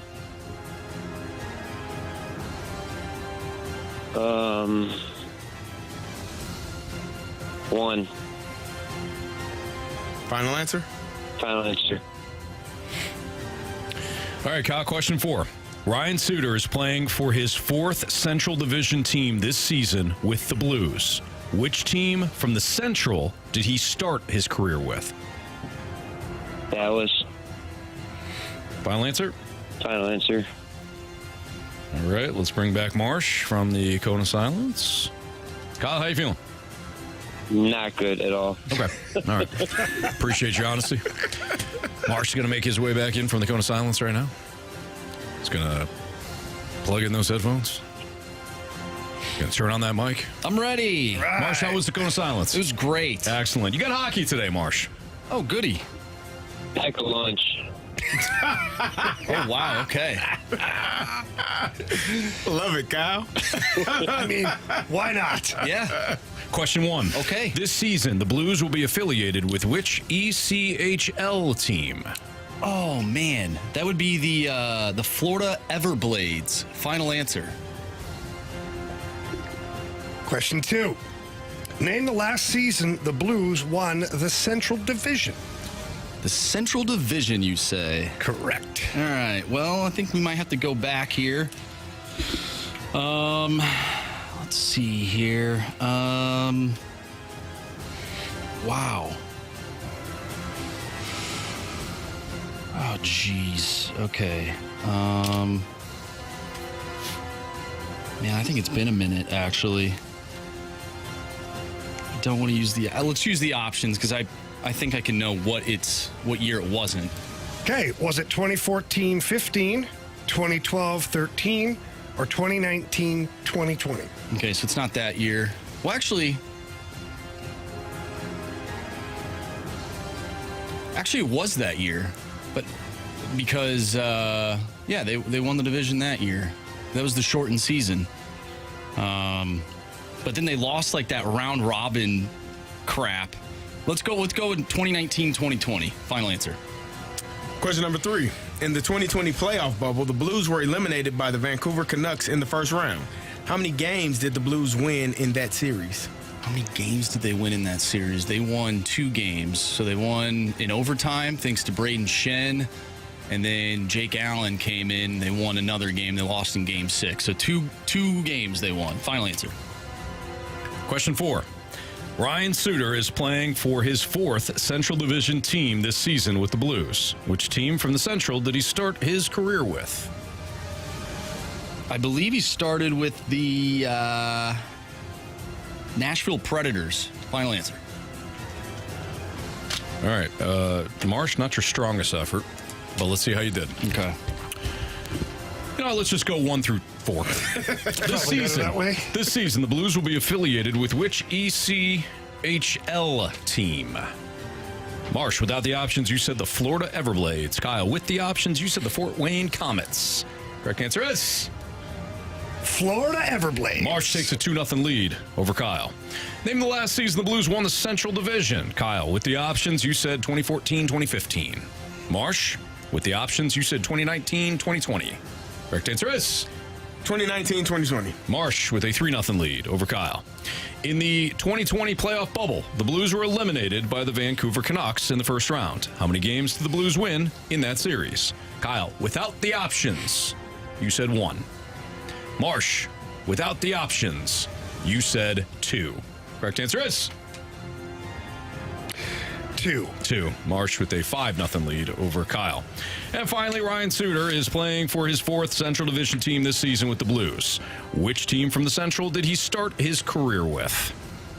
Without the options, Kyle, you said the Dallas Stars. Marsh, without the options, you said the Nashville Predators. Correct answer is Nashville Predators. Kyle. You have chosen poorly. You lose. Not today. Kyle, you must be one of the nicest human beings ever. Because that was not a good showing. Marsh only beats nice guys, and he won today 7-0. So I'm sorry, Kyle. That's all right. Congratulations. Thanks, Kyle. Thanks for playing. Good job. See you guys. See you, Kyle. Thanks, buddy. Bye. All right, Marsh. Marshy ripped his soul out. He did. Yeah. Finish him. I mean, I don't blame him after Kyle jumped in and said pack a lunch. Yeah. I think he knew. Yeah, Kyle. He knew. CD. He knew. But inspired Marshy to even. I don't think it mattered. To even increase the wood chipper. I mean, if you guys think, I think I would have been fine without that. I think he was going to be okay. Marshy, I will say this. You have a great memory. Yes, for things that I fail at miserably, you're great at. Like the Predators would have known that. Yeah. The Everblades, I knew that one. Mm-hmm. That was pretty recent. That just came out. 2019, 2020, I would have remembered that because Blues were first in the Western Conference going into the bubble.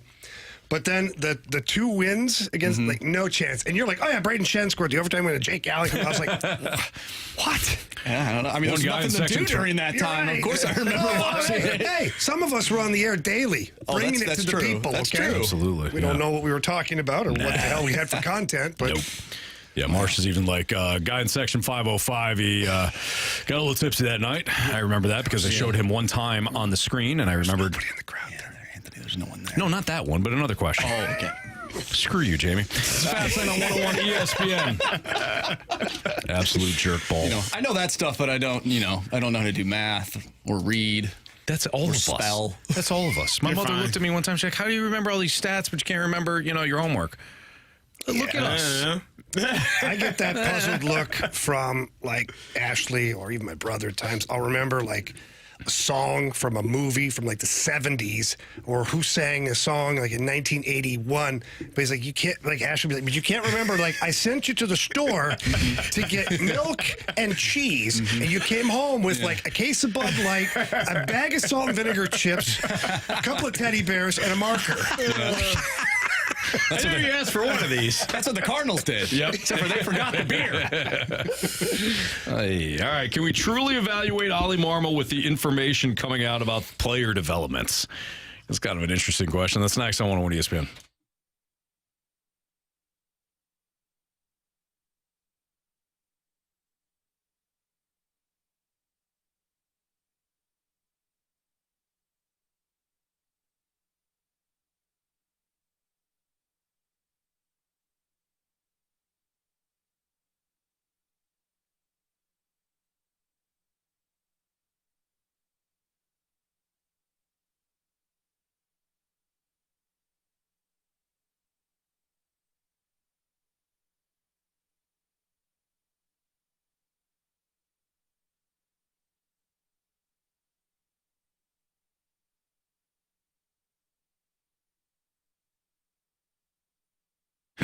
If you feel like you've lost your edge, fellas, if your energy, focus, or drive isn't what it used to be, it's time to get back on track with my friends over at Mentality. They are your local experts in testosterone replacement therapy, and I speak from experience that I went through some of these things. The low energy, fatigue, weight gain, muscle loss, mood swings, irritability. Anthony, you remember how irritable I was? You were very irritable. I'm a ray of sunshine.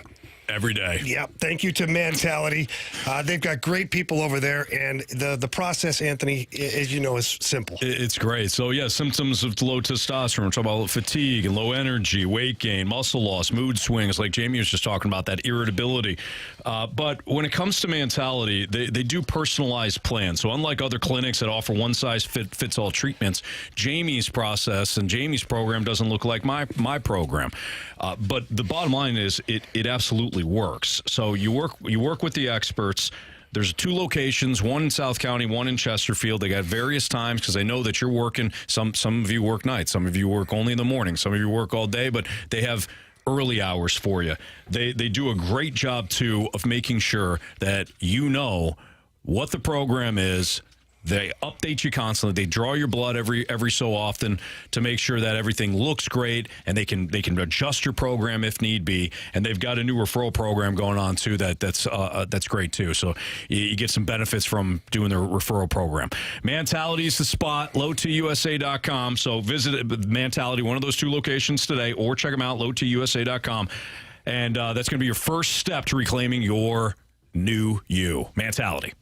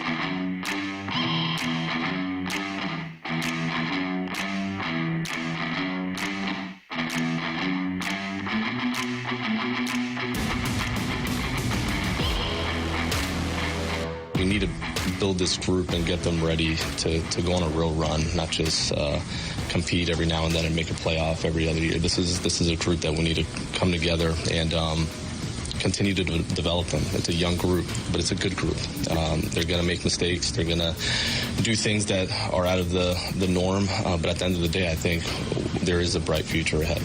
So that was Oli Marmol following one of the games this year, Valley Sports Midwest. Excited about 2025. Can we properly evaluate him, knowing now what we know about the player developments? I don't know, Jamie, you almost have like the same look on your face that I feel like I'm giving right now, which is like, yeah-ish, but...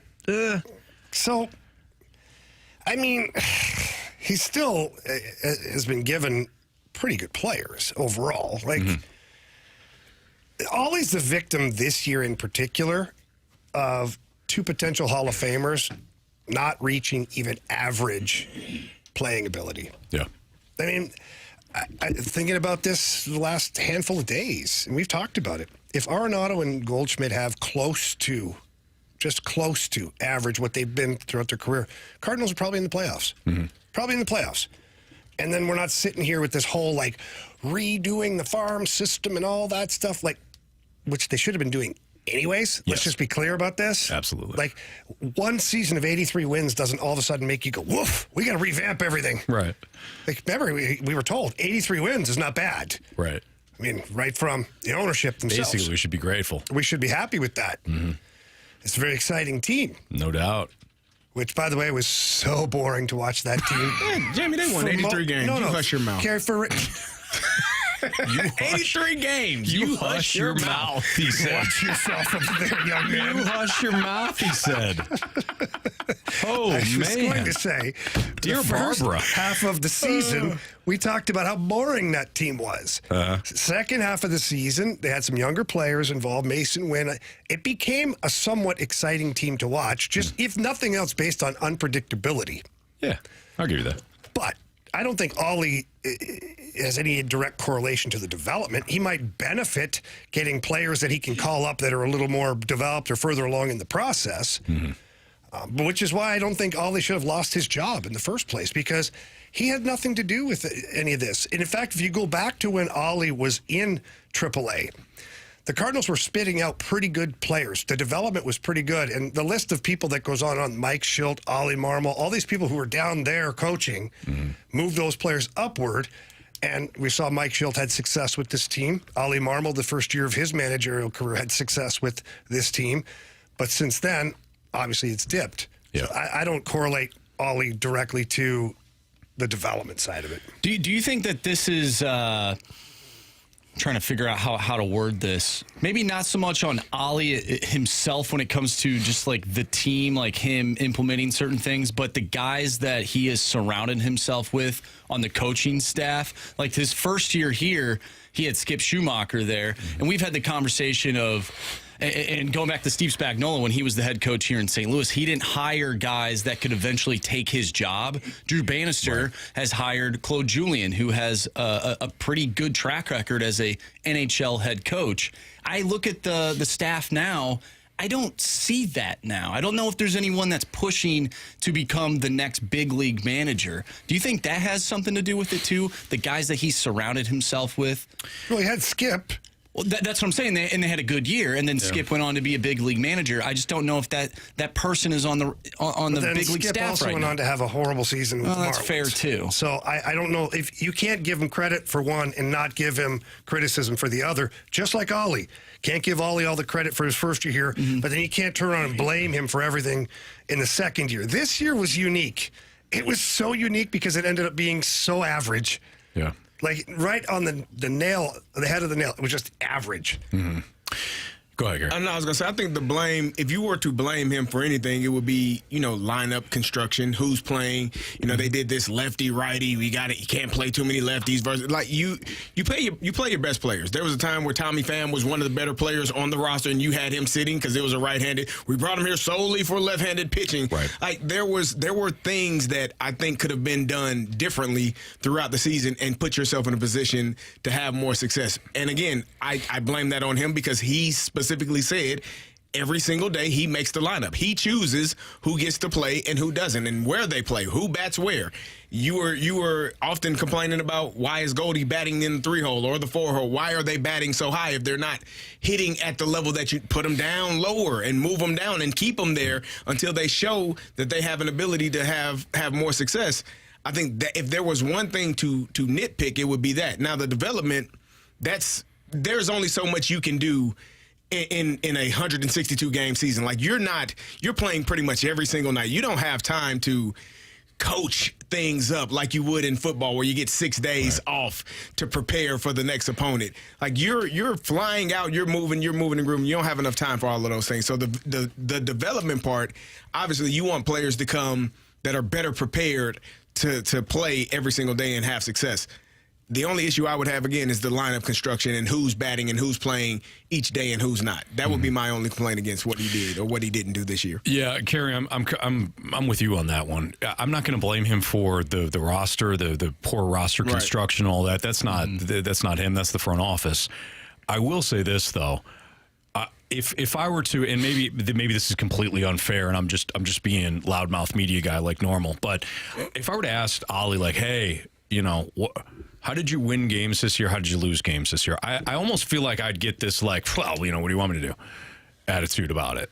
Instead of saying, hey, here's why we lost games specifically. We didn't either have enough of this or we didn't do this specifically well. I'm not just saying we didn't hit, we didn't pitch, we didn't whatever. I'm talking about a clear identity. Is he allowed to say that, though? No, I'm just saying if I got him ham-sauced and I would ask him, hey, what was your identity? Like, be clear. How did you win games? How did you lose games? I don't know if he had one. So I don't blame him for the roster, but I do hold him accountable for taking said roster and not having a clear vision for it. That goes into what Carey's talking about with, like, Tommy Pham and Jordan Walker coming up at some point and then having to be sent back down. You don't have a game plan, man. Outside of, I'll play righties here and lefties here, and we'll just do that. Like, what are we doing? Tell you what. Give me my best 9 players. I don't give a damn who's pitching. Yeah. Play them. This is how we're going to win. This is how we're going to lose. Are we going to attack people on the base paths? Are we going to hit and run? What is our guy? Are we going to play small ball? Right. We're going to move runners over when they're on second with less than 2 outs. Like, what are we doing and what are we going? This is how we're going to attack the game today. Like, what is the game plan and who are the players that you trust to play? The lefty righty mismatch matchup, like, that drove me crazy. Yeah, because I don't think Kyle Schwarber is gonna play if it's a left-handed pitcher, isn't he? Is Bryce Harper going to sit out if they got a lefty on the bump? Like, I know these are very good players, but so what? How do I get better? Because at some point, you're going to face a lefty in the 7th inning. Are you going to take Nolan Gorman out at that moment? Oh, he doesn't hit lefty. You can't have him here. Like, play. If you consider him your better player, your better hit, play him. Mm-hmm. Same thing with taking Jordan Walker out in the 7th inning. Oh, we got to get defense, and then you lose. His spot in the lineup comes back up, and you're down. Now you're down 10-8, where he's 2 for 3 today. But you take him out. Like, that to me is nonsense. It's like playing the game on the video. Instead of, you know what, we're going to play our best players because at some point we might get down in this game and I need Jordan Walker to come up, and he's been raking today. Not going to take him out and have him sitting on the bench and have Jose Fermin in his spot right now. It just, things like that drove me crazy this year. I think what's tough about that, though, is, you talk about Jordan Walker being replaced defensively. When the team comes back, sometimes it's because of Jordan Walker playing in right field. Like, the game I went to when they played, who did they play? I think it was the Pirates. They played the Pirates. They had a lead. A couple balls get hit to right field. All of a sudden, the Pirates are back in the lead now. Right. So it is tough. I think it's tough, and I just don't know if the Cardinals have set their managers, even in the past, 10 years, like Matheny, Schultz, a little bit of a different conversation, but Schultz took ownership. As soon as he got over, he's like, hey, we're going to have Harrison Bader in center field. I'm starting Colton Long every single day because we have a philosophy of it's defense up the middle. Okay, cool. I get that. I know how you're going to win. I know how you're going to lose. And it was set that way. And he stopped the thing that Matheny, and I love Matheny, but Schultz came in, he stopped, and as soon as somebody had a strikeout or was 0 for 3, he pulled them the next day. Schultz stopped that. I get that. Yeah, there's a clear vision, I felt. I think the problem with this team, at least in the back half of the season, was poorly that constructed. Well, that's an obvious statement, but they were in between being a postseason contender and being a bottom of the barrel type team in the league, and so. When you do have guys like Nolan Gorman who's not hitting the ball, like, at what point do you make the decision, well, we're just going to play him for developmental purposes, or I'm not going to play him because we are X amount of games out of a playoff spot and he's not helping this team. Yeah. Like, they're stuck in limbo, and that's what they've been. That's where they've been the past few years, like, as a team as a whole throughout the whole season. Yeah. And so it is tough to make those decisions. At the end of the day, he hasn't gotten the job done. So it is a business. Yeah. And so I don't blame fans for not wanting him to be here anymore. I completely agree. What are you guys laughing at? He already called you? No, I didn't hear the call. We'll tell you. Are you serious? Not this time. Air Comfort Service text. Marsh, well said. Well said. Air Comfort Service text on 314-399-9646. We got our Sports Six Pack next. So send in your questions to the Air Comfort Service text line. We'll do them next on 101 ESPN.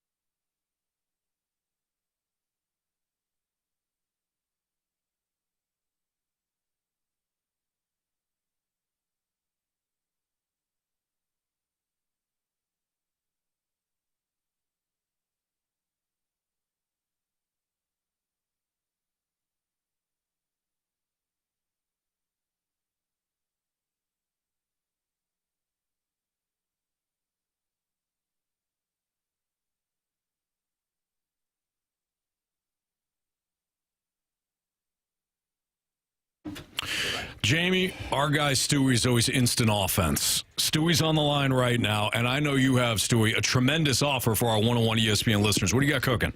Well, no closing costs. This is a no-brainer. If your rate is in the upper sixes or mid to upper sixes, you have a large balance on your mortgage, you want to go from a 30-year to a 20-year, keep the payment the same, no closing costs, you want to enjoy better cash flow, hey, refinance for free. It won't cost you a dime.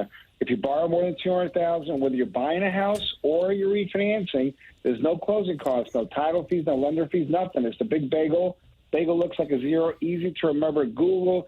Some people even Google the donut loan. Goes directly to our website also. But either one will work. You'll find out all the details on there. It's quick, it's easy, and it saves you money with no hitches to it, no quirks. What's it all about? Call us about it. We'll let you know. Yeah, please give Stewie a call. Best in the business, that old-school customer service that you deserve. And if there's any questions that you have or any obstacles that you're running into, Stewie will find a way to get through that with you. And all you have to do is call him. His cell phone number is 314-324-4440. Again, that number is 314-324-4440. Call him, text him, day, night, weekend, doesn't matter. If you can't remember that, Stewie already talked about it, but Anthony, what can you do? You can always Google the bagel loan. Stewie, keep up the great work. Thank you. Have a good night, guys. NMLS number 226715.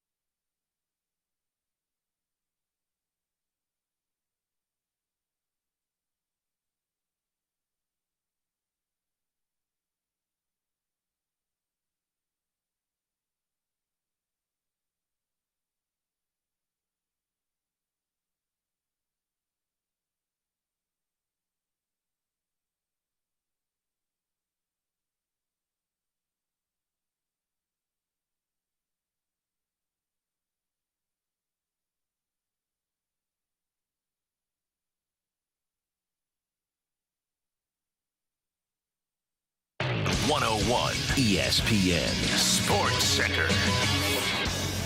I'm Andrew Marsh. It's time for a Sports Center update driven by Johnny Londoff Chevrolet and Johnny Londoff Autoplex. Major League Baseball's postseason is underway, and the Detroit Tigers have officially won Game 1 against the Houston Astros, a 3-1 final. There are two other games going on right now. Kansas City currently leads Baltimore 1-0 after 6 innings. And the Mets in Milwaukee, the Milwaukee Brewers have just started up in the top of the first. That one is all tied up at 0. We have our Sports Six-Pack coming up next, so get your questions into the Air Comfort Service text line, 314-399-9646. Sports Six-Pack coming up next. And after the show, we'll have Blues pregame for you. 6 o'clock, it's the Blues and the Blues Jackets, right here on 101 ESPN. I'm Andrew Marsh, and the Sports Center update is driven by Johnny Londoff Chevrolet and Johnny Londoff Autoplex. See them at londoff.com. Chevy, together we drive. Are you kidding me?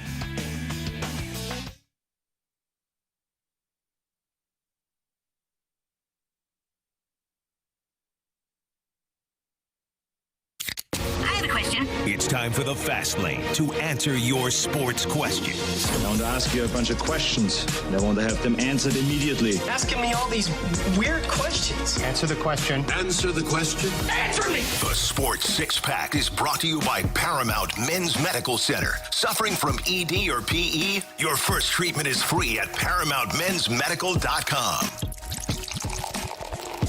Time for the Sports Six-Pack here in the Fast Lane on 101 ESPN. But first, congratulations to the Detroit Tigers, who are up 1-0 on them cheating Astros.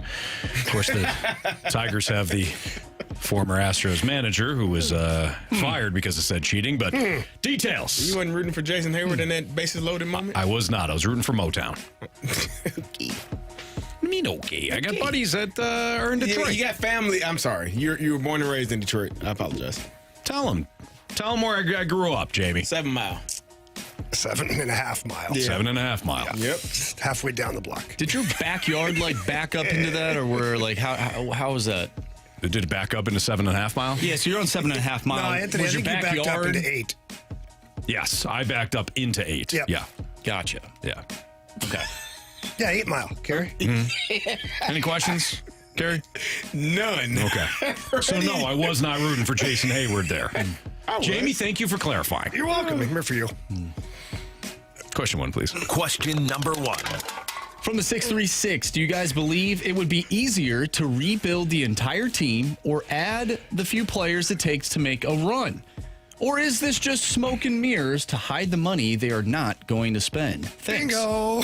Jamie, why don't you go ahead and reiterate what you said in the first segment? Yeah, I just said the Cardinals Trojan horsed a payroll cut right in front of our very eyes by renaming it, redoing the infrastructure and revamping our development system. Yeah, which they'll never be able to prove or disprove what they actually do with any of that. They'll just say that $50 million, that $60 million, it's going back into our development. How much, Jamie? How much of it? What? How much are you putting back into the development? Who, me personally? No, the Cardinals. The Cardinals? A lot. Yeah. Don't you worry about it. Probably $2 million. Guys, do you know how much that gets you? Million? I'm not joking. $2 million gets you almost probably what you need. Jamie, it's to hear you say it is so obvious. You're right. Like, this is what they're going to do. Very smart. Yeah. And just disguise it. Just total Trojan horse this puppy. You don't make that much money by being dumb. No, you do not. You're right. You're right. and you don't make money. And you don't make that much money if you're spending it like that. Nope. So you're right. It's going to be a total Trojan. No, we need to view it like that always. This is about making money. Period. End of story. Look over here. Yes. And other people have said that for a while, and we tried to play the game of, well, it could be a little bit of this. No, it's about making money, period. And you know what? You own the team. You do what you want. At some point, Jamie's going to own the team, and, it'll be more fun that way. Can I be the Popo? You're going to be a special project. I don't want to be VP. I don't even know what. It's a big role. You know what? Fine. Hire me for that. I'm not getting birthday cards, though. No. Oh, a couple of games a year. It's not. Those birthday cards are pretty expensive now. Yeah. Can I bring back the umbrella hats? Yeah. Can we talk about birthday cards? Are actually way too expensive. Oh, yeah. They're so expensive. Why are we even doing birthday cards anymore? Agreed. Like, I love Hallmark. They were great for a long time. They've had a hell of a run. Mm-hmm. But I can pick up my phone and find a little GIF, GIF, a meme, something. Happy birthday, straight to you. Don't need the card. Thank you. True story. So we're at Blues and Brews, right? It was the day before Kristen and I's 11th wedding anniversary. So it was our anniversary on the 21st. The Blues and Brews were on the 20th. So we're there. we're having a couple of drinks, whatever. And I look at her, I go, I didn't get you a card. Oh. And she looked at me and she goes, I didn't either. High five. All right. Right. And she goes, we don't need cards. Why are we spending on cards? I'm like, exactly. That's how I feel. It's a piece of paper that's like $6. It was the best gift we ever gave to each other. There's a few things that are just pieces of paper that can cost a lot of money. Yeah. Absolutely. Yeah, absolutely. Jamie, would you like to hear you loud and clear, sir? Okay. Well, either way, all of this is green. Well said. Mm-hmm. Question number 2. From the 314, thoughts on Amari Cooper going to the Chiefs and Devontae Adams going to the Jets or Bills by Sunday? I don't think he's going to the Bills. Yeah. They just did this with Stephon Diggs, and everybody's been celebrating how they haven't had one guy to feed. It's a multitude of options. So I don't think he's going to the Bills. I could absolutely see them going to the Jets because Devontae Adams going to the Jets because Aaron Rodgers runs that team. So as soon as he said, I want Devontae Adams, he'll get him. Mm-hmm. Aaron Rodgers is the New York Jets right now. Call me, a homer. The Steelers need a receiver. Badly. They don't have anybody that can pass to him. I gave you a receiver earlier. You said no. Who? Kyle Pitts. Hell no. You love Kyle him. Pitts. He's a unicorn. You tried to trade me Kyle Pitts for TJ Watt. Kyle Pitts puts the pit in Pittsburgh, baby. Thank you, Marsh. It's okay. It's okay. No? Nah. Well, honestly, what they could do is take whatever package that they had for the 49ers and then just give that to the Raiders, right? Yes. I mean, they were trying to do that. Makes sense to me. Makes sense to me, too. You need another guy. Justin Fields did have over 300 yards passing last game, so we're working. We're trending in the right direction, Absolutely. even after a loss. Yeah. Proud of him. Good. Did we answer the question? Yeah, I think so. Yeah. Sure. Yeah. Yeah. Amari Cooper to the Chiefs. Sure. Devontae Adams to the Jets. And Kyle Pitts to the Steelers. Got it. Nailed it. Good job, guys. Question number 3. From the 618, if Braden Shin has a similar season to the last two, at what point do you demote him to third or fourth line duty? Well, he's not going to see fourth line. Not yet. But Braden Shen is fine. He'd be fine in a third line role if you need him there. Quite honestly, I think he'd be on a contending team. I think Braden Shen is a third line center. So I don't. Here's the thing with Braden Shen. He brings something to the table every single game. It may not be goals and assists, although he still had a 20-goal season last year, to which we talked about earlier today, that 20 goals is not easy to get in the NHL. But he's played well. I understand that. But he's been scoring a lot of goals from the 20-goal mark for a number of years now. He also is the only guy that, on a nightly basis, is ready to fight for the team. Yep. Finishes his hits. He blocks shots. He's your captain right now. There are a lot of things attached to the price tag of what Braden Shen is. And I'm just a big believer that it doesn't always have to be goals and assists. Right now, he's a mentor for a lot of kids in that locker room. Watching him interact with the young guys, I don't want to say they flock to him, but they gravitate towards Braden Shen. And when he grabs them and talks to them, they're listening. So at the same time, you might add their player coach onto his list of things that he's doing right now, too. So if he has to be demoted to the third line, fine. Last time we had a high-priced player demoted to the fourth line, we won a Stanley Cup. Did you get that? Yeah. 446. Mm-hmm. Yeah, Braden Shen hasn't hit the fourth line yet. When he does. If he does. But think about it for a second. If he hits the fourth line, that means your top three lines are that good. And the Blues will win the cup. There you go. Alex Steen did it. He said Why it. not Braden Shen? Write it down. Go ahead. Write it down. Here, I'll tattoo it on you. No, thank you. It's Fastlane on 101 ESPN. Right on your belly button. Nah. Right around it. Nope. Don't want that. We'll continue our Sports Six-Pack next on 101 ESPN.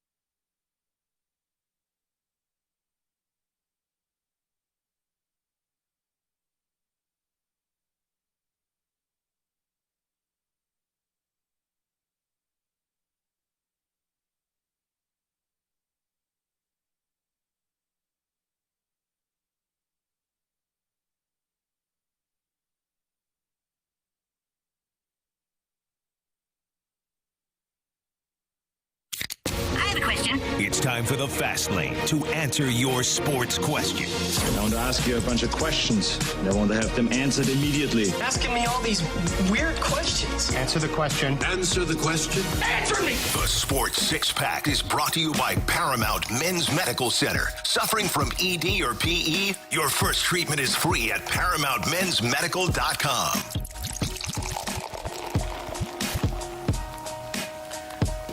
Hey, before we continue our Sports Six-Pack, we have to draft for Bet the Board. Carey Davis, congratulations, my friend. You won for September, which means KC won for the month of September. Nice, KC. Carey Davis. Got the dub. I came up one leg short again on that parlay. Remember the 5-teamer I had, Jamie, 2 months ago? I came up one leg short. I know. It was the last Sunday. It was like the Sunday. You should go 4 legs next time. Don't you tell me my business. Sorry. You win another month. You think you're... I should have won last month, Mr. Rivers. Did you win? 8-leg parlay. If it took that, then I got it. You deserved it. You deserved it, yeah. Anyways, we have to draft for this month for Bet the Board. So if you want to text in Bet the Board to the Air Common Service text line 314-399-9646, you have an opportunity to draft one of us for the month of October. All right, Marsh, go. Question number 4. From the 314, will we see a frustration from Cardinals fans with a lower attendance at spring training too? Do you think this will bleed into spring training? I don't know, because spring training's more of a destination spot. You know, you're going to Florida, vacation time. It's spring, obviously, so, you know, people are a little bit more optimistic, I feel like. I don't think there's going to be a dip in spring training. I also don't think there's going to be a dip for like the home opener, or much of a dip for the home opener, because it's such a tradition. I think what we'll see is the same thing as we did before, where people are going to stop showing up if the product just isn't good enough. Well, if I could add on to that, if the team is exciting to watch, if they go with the youth movement, and you're seeing some things, you know, like let's say Quinn Matthews makes the rotation, like Paul Skeens. I'm not calling him Paul Skeens, but Paul Skeens, he was pretty exciting to watch. Even if you were a Pittsburgh Pirates fan, you showed up to watch Paul Skeens pitch. Yeah. Maybe nobody else, maybe not any other game, but you did that. So if Quinn Matthews is a fraction of what Paul Skeens is, maybe you're showing up for like, man, I want to watch him pitch. I want to watch McGreevy pitch. I want to watch Mason Wynn bat. Right. You might have reasons to go to the ballpark, especially now if nothing else, not that they've made anything very crystal clear, but they've made it clear they're going to be going with younger players. Yeah. I really believe that this team could be better without any of these old guys. Right. I really believe that. Yeah. Now, I don't like how the team has gone about their message. And I think a lot of fans are not too happy about that either. But I truly believe that this team is either better or just as good without any of these older dudes. And you know what, Marsh? Didn't really do anything. It's funny that you say that way, because I'm sure we're going to get people that if the Cardinals play better or at least equal next year, there'll be some people that they'll chime in and say, oh, you guys thought they were going to be awful. No, we don't. Now, it depends on whether or not they get rid of a lot of the salaries, but there's two very distinct things going on here. It is the future and how the Cardinals are lacking in player development, and you know they're completely behind. But the big league roster is the epitome of okay.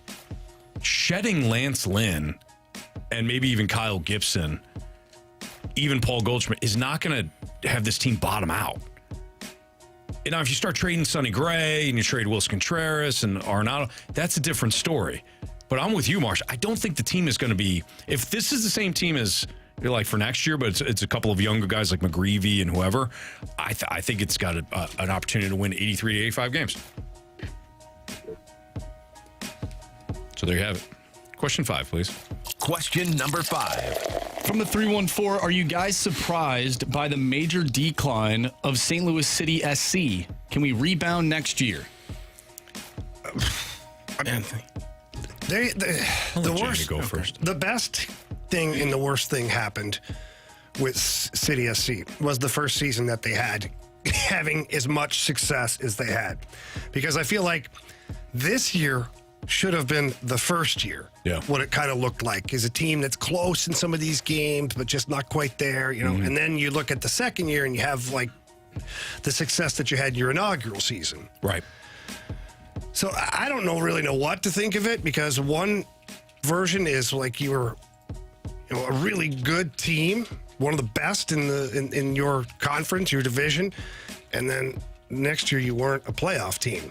So which version is it? I don't know. Do I think that they'll have another season like that, or can they get back to what they did the year before?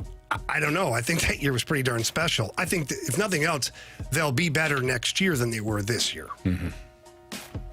Yeah, I think they've got, Jamie's right, that it's that linear progress. You start off, you're an expansion team, nobody expects a lot from you. You pack the stadium because everybody wants to see it, it's new.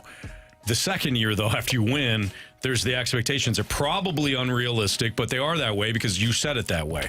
I think they probably snuck up on teams where they played last year. It wound up not being sustainable. We saw it in the second half of the season last year where City kind of, they slowly got worse. They couldn't win on the road. So the dimensions of the pitch needed to be a certain way too. The coaching, clearly that wasn't good enough because you wound up firing the guy. You had a team that really kind of lacked chemistry. You didn't play well defensively in front of Berkey either year. They probably weren't as good as what they were last year, and now they're really starting to build something. So it was surprising based on what they did last year, but maybe not so surprising if you consider what other expansion teams have done. Question number 6. From the 314, why did the Cardinals change their business model from Walt and Tony? They won and had fans with that model. Well, they won because they had Walt and Tony and Dave Duncan. Like, that's a huge component. I don't think it was just Walt. You have to have Tony, who flat out at one point pitched a reliever and then watch that reliever blow up and then look up at the front office and go and basically look at the, you know, where the front office sits and say, hey, this is what you've given me here. It's not good enough. So there's a certain expectation that Tony used to have that I think he kind of replaced that with some inexperienced managers who might not speak up. It's now run by the front office. It's all run by numbers. They got away from it because Tony retired. And I think it slowly just got worse. I think the biggest pivot that they made was not going down that road of pitching, sticking with that. They got drunk on offense because of the 2019 NLCS and the way that all unraveled, missing the point that the pitching on the other side, Washington's pitching, was incredible. Could you also make the case that, kind of like with Tony, when you have a person in place that does so much, you kind of step away and you don't have to worry about it? We saw that with Yachty. Yes. He did so much. You step away, you don't have to worry about it. When those people leave, there's a huge hole there where you're like, oh crap, we don't know how to do this job. We haven't had to do this job in 20 years. Yeah. We haven't had to do all of the things that were done by those players, by those people who are Hall of Fame in their respective jobs. Right. Like, those are Hall of Famers. That's why you didn't have to worry about Exactly. it. But now, oh, you guys don't know how to throw runners out? Where the hell? What? We don't know how to teach you that.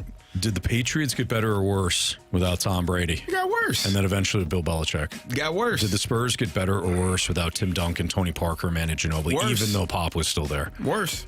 You had the ultimate cheat codes in Dave Duncan and Tony La Russa and Yadier Molina and Chris Carpenter. And, like, you had leadership. You had grit, you had toughness, you had a philosophy. You had Dave Duncan could, you know, manage circles around you. And he didn't want to be a manager, which is even better because then he could just concentrate on what he was doing. And he's the best, if not the best, one of the best pitching coaches of all time. You had the ultimate cheat code for 2 decades. So, Carey, I think you're right. You get in a spot, you're like, oh, we don't have that anymore. What are we going to do? Yeah. Well, they got to figure that out. We'll do, who's up? Me, right? We'll do my week 4 notes, NFL notes next. And at some point in the 5 o'clock hour, Jamie will be punished. He likes it, though. And he doesn't mind it because we won again in the Pick'em Challenge. Don't bother me. My NFL Week 4 notes next on 101 ESPN.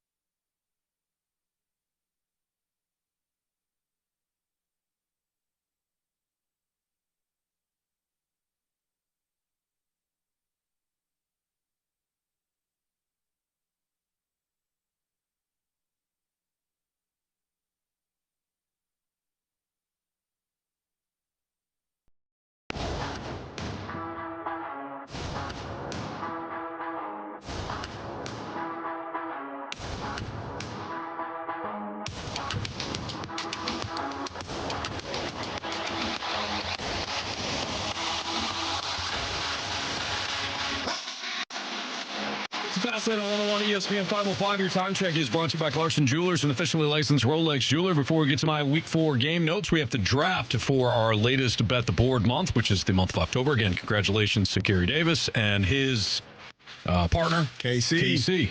KC, congratulations. We've got Matt on the line. Matt's got the first pick. What's up, Matt? Hey, what's up?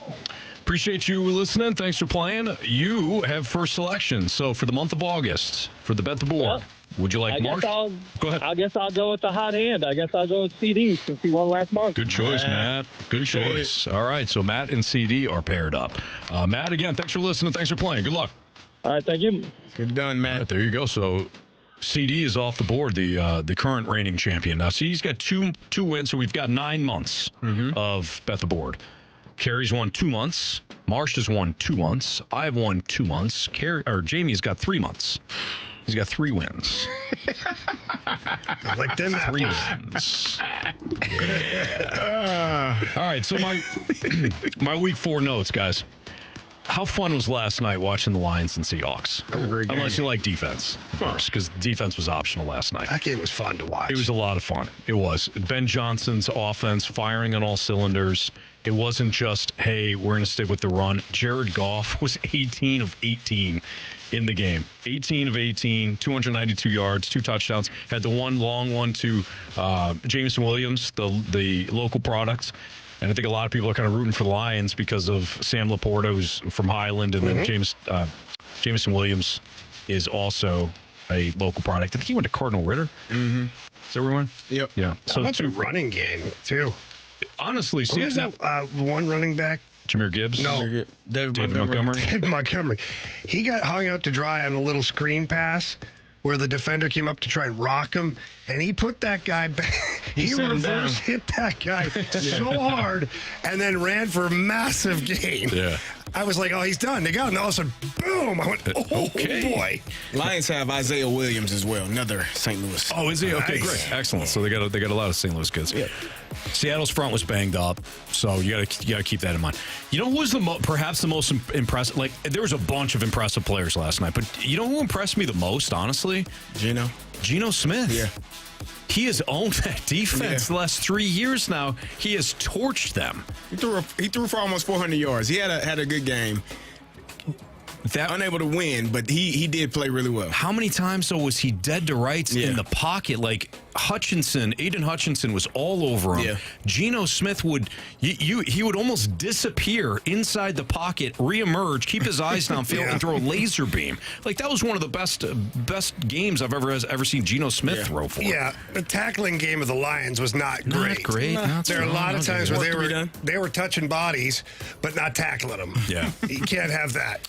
So I think one of my takeaways was, one, the Lions are for real. I got to give the Seahawks some props, too. I didn't really know what to make of them. They hadn't played anybody. You know, Denver, okay, I know Denver's won their last 2 games. Bo Nix, first game in Seattle. That's a tough draw for any rookie QB. So they win week 1. Last week, he was against a Tua-less Dolphins team. And they also went on the road and beat the Patriots in overtime. Like, I wasn't ready to crown the Seahawks anything but, like, okay, maybe some smoke and mirrors. I think they're legit. Like, they're a good team. DK Metcalf's a handful. Tyler Lockett's an excellent slot receiver. Kenneth Walker had a big game last night. So I think Seattle's a competitive team. My second note from the weekend was the Vikings. Clearly the team to beat in the NFC. Right now, the 49ers, their injury issues. Last week they played the Patriots, but before that they've had defensive problems. The Eagles, I have no idea what I'm looking at, outside of the fact that I know they will screw up because of Nick Sirianni. They will screw up because of the coaching. Or Vic Fangio, who I love. I think Vic Fangio is a really good defensive coordinator. But there's been a couple of questionable decisions that he has made. The coaching staff for the Eagles will blow it at some point. Dallas does not have a running game. Detroit is excellent, but who has been more impressive than Minnesota through 4 weeks? Nobody. And it's not like they've beaten the Patriots and some of the dregs of the league. Minnesota has gone through Green Bay with Jordan Love, San Francisco. They beat who'd you beat week 1? Giants, which was not a good team. But the second week was the 49ers. Third week was the Houston Texans. That was a good win. You've got 3 legit wins. And really, you've blown out damn near everybody. My issue with the team, if I had to pick one, was the way that they play in the second half. I think that's fair. The second half is it needs to be cleaned up. I also think it's easy. It's easy to blow games when you've got 28 points. That's what, Anthony? When you have exactly 28 points, it is very easy to blow games. Yeah. I think people forget that. So don't criticize yourself too much. Only if you don't finish.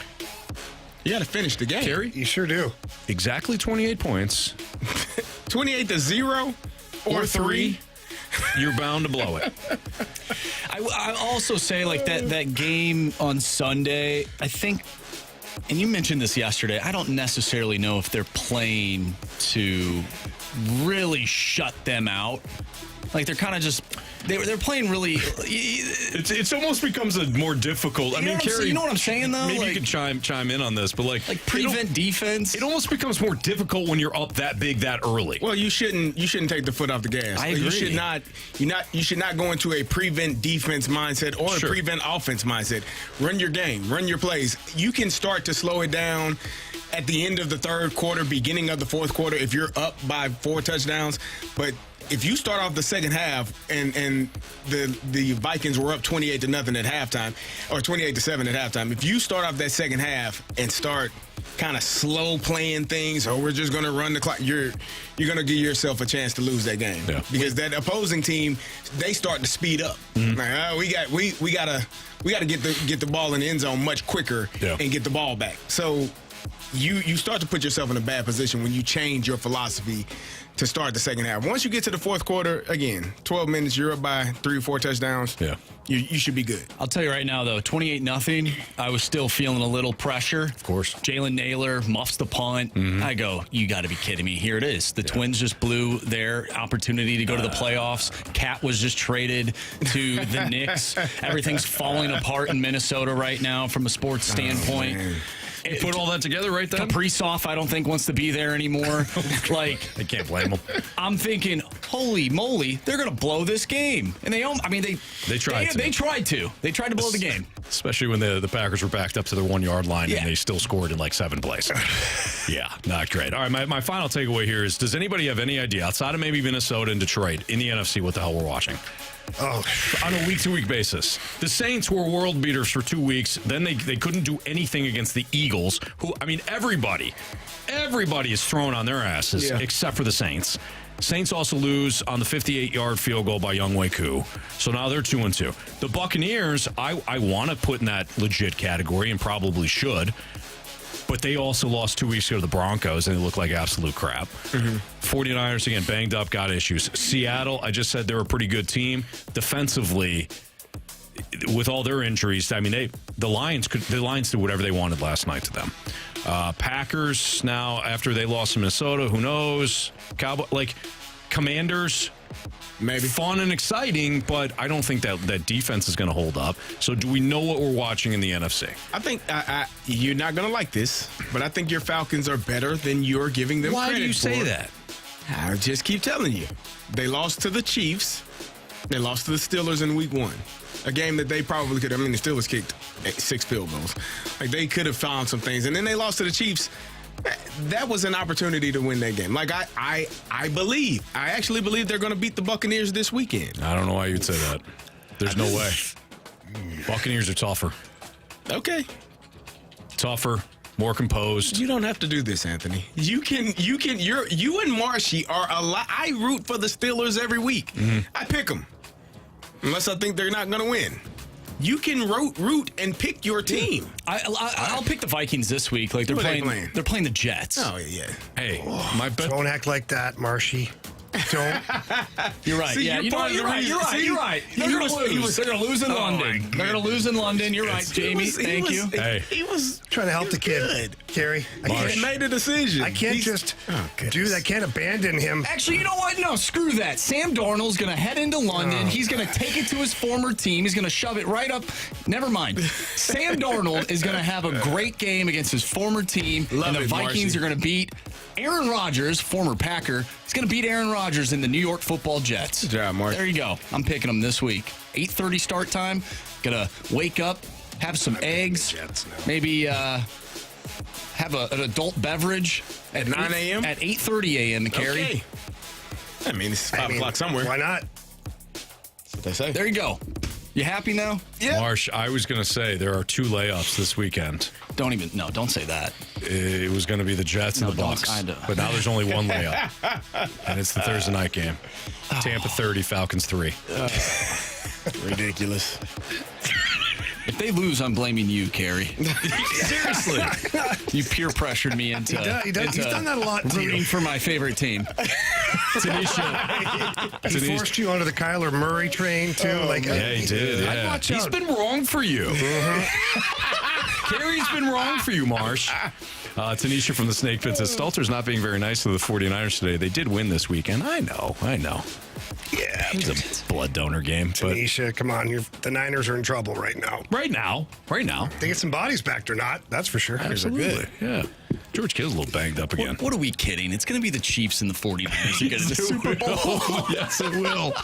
My Lions are going to be there, boys. Yeah, they'll be in the NFC Championship. They absolutely will. Yep. We'll be playing the Baltimore Ravens in the Super Bowl. Oh, by the way, those jerseys, and I said it before, they looked horrible. You know, I didn't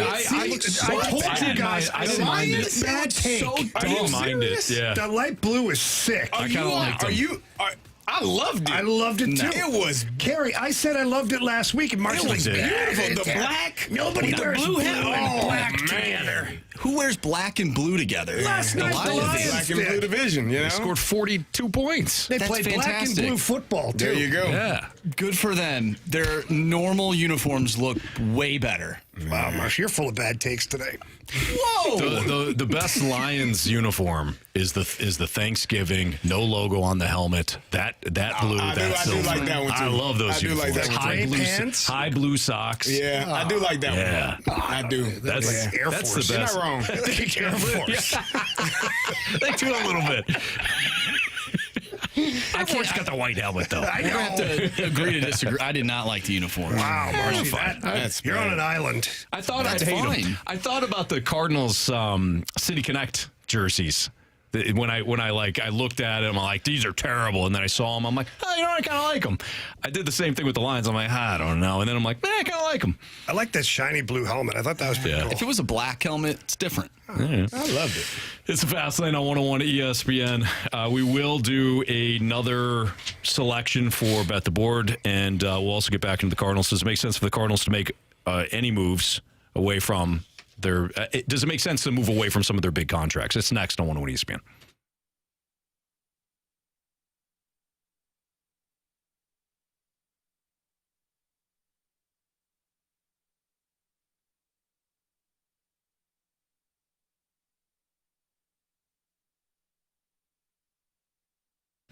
Hey, when it comes to any sort of roofing issues or concerns, you got to give my friends at the Happy Roof Company a call, because when you call them with any issue that you have, they're going to have somebody to look at your problem within 24 hours. So give them a call, 314-665-3001. You're dealing with a leaky roof, a damaged roof. You don't know if you have damage. Again, give the Happy Roof Company a call.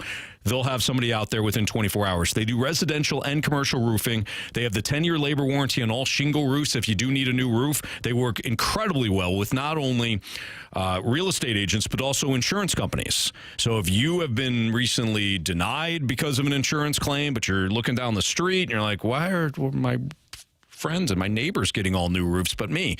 Call the Happy Roof Company. They'll call your insurance company. Again, they work very well with them. So 314-665-3001, thehappyroof.com. Free estimates, competitive pricing, cost-effective solutions on flat roofing and metal roofs, and they're going to be around because they have their residents right there in Sunset Hills. They've been around for a very long time. They're not one of these companies that come in and out chasing storms. The Happy Roof Company, tell them Stalter sent you.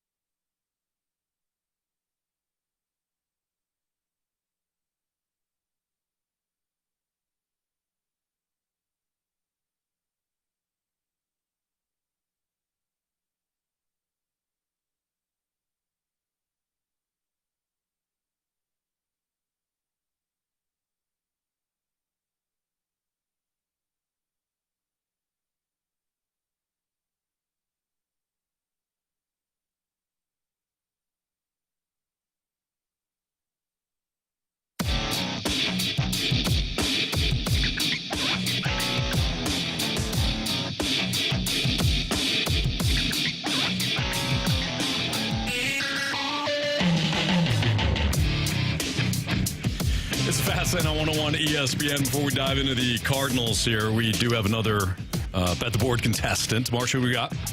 So we have Chris, who is joining us next. Warm it up, Chris. What's going on? What's happening, fellas? It's a great show, man. What's that?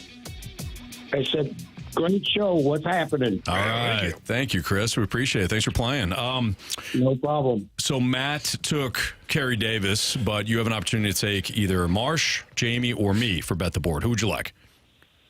Well, since we got one team to root for now, I'm taking Jamie, and let's go Blues. There you go. All Let's right. go, baby.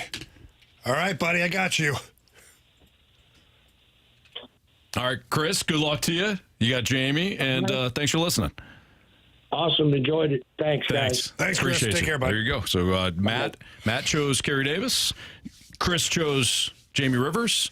Next opportunity to take either Marsh or me, and then whoever's left gets not stuck, but an opportunity to play. Great spin on you. that one. Yeah. Yes.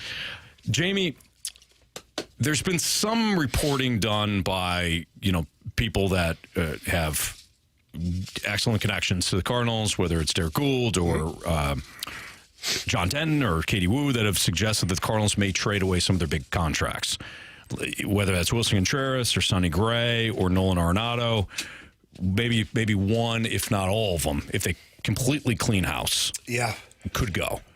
I don't know how much sense that makes, especially if you're not. It makes none. Especially if you're not going to be active in free agency. You know what I mean? Well, you know what makes sense, Anthony, is saving the money.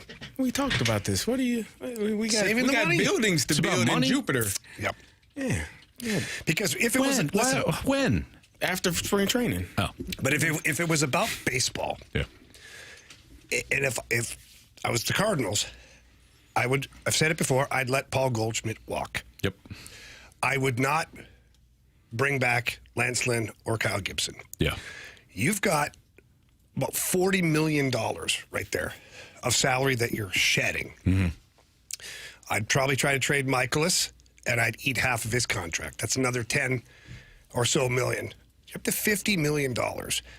You could go add a piece of the puzzle. You could go add a Pete Alonso and put him at first base.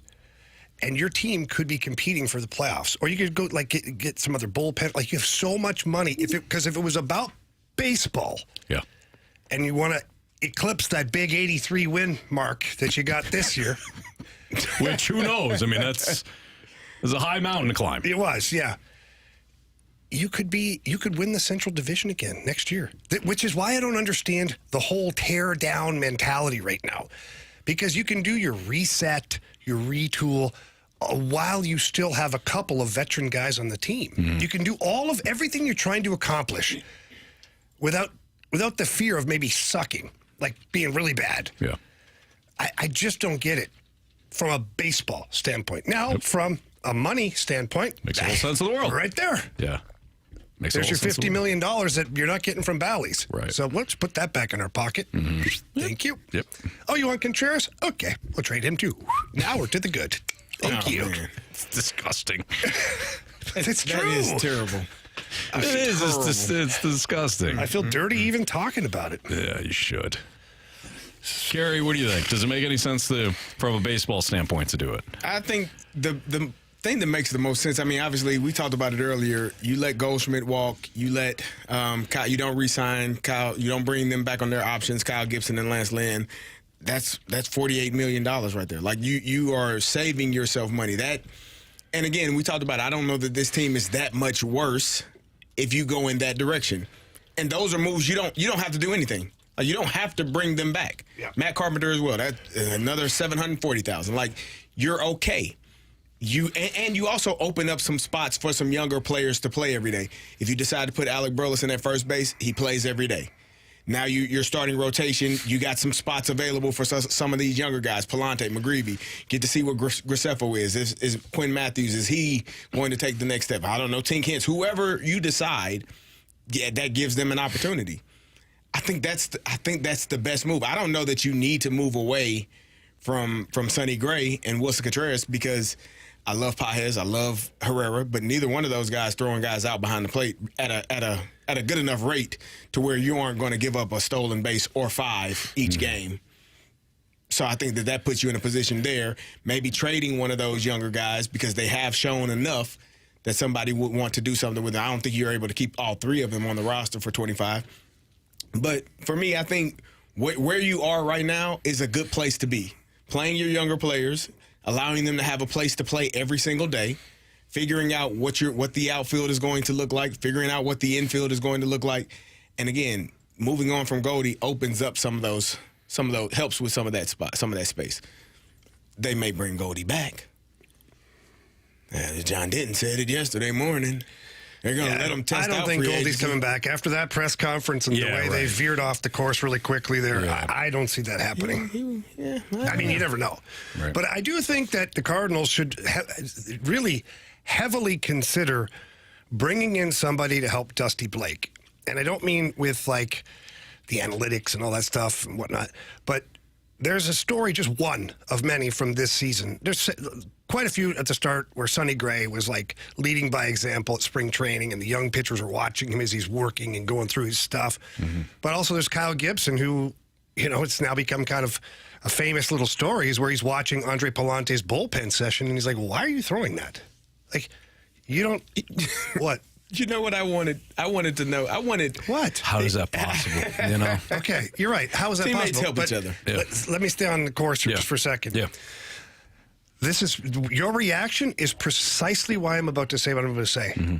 Is go find a Kyle Gibson. Go find a Carpenter, Chris Carpenter. Go find a guy that has pitched at the major league level that can offer leadership and guidance. Sure. So never mind the analytics and all that stuff that they want. Dusty Blake is you can do that, Dusty. Go ahead.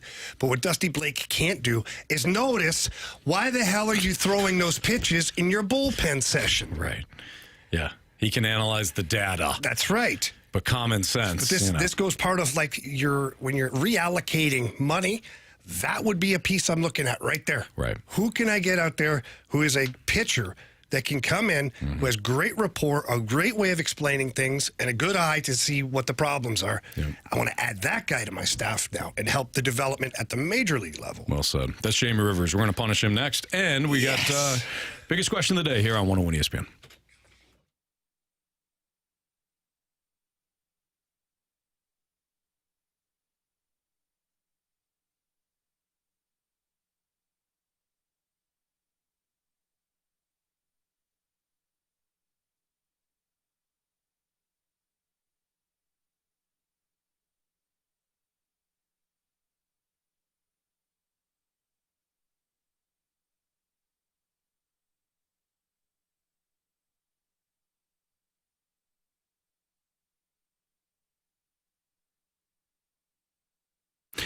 Hey, St. Louis, head out to Auto Centers Nissan Herculaneum. They have great deals, great financing, and if you're somebody that has maybe some credit issues, no worries. If you need a vehicle, Auto Centers Nissan, they've got them. Over 700 vehicles all in one location, but they'll find a way to finance it for you, too. They finance vehicles for everyone. Good credit, bad credit, doesn't matter. Maybe you're a first-time borrower. Great, no problem. Head down to Herculaneum. They got you covered. Over 700 vehicles. We're talking about Pathfinders, Rogues, Altimas, new, pre-owned. They've got them all, different makes, different model. If you need to, give your bank account a break, and who doesn't, no payments for 3 months on select new Nissans, one of the offers that they have right now. As always, though, they give you the 30-day new car return promise. Within 30 days, if you're not completely satisfied with your new vehicle or the process, great, bring it back, and they'll refund your money. Complimentary lifetime warranty on new Nissans and eligible used vehicles, and complimentary one-year maintenance on new Nissan purchases as well. That's all available down in Herculaneum at Auto Centers Nissan. Check them out online at autocentersnissan.com, and please tell them Stalter sent you.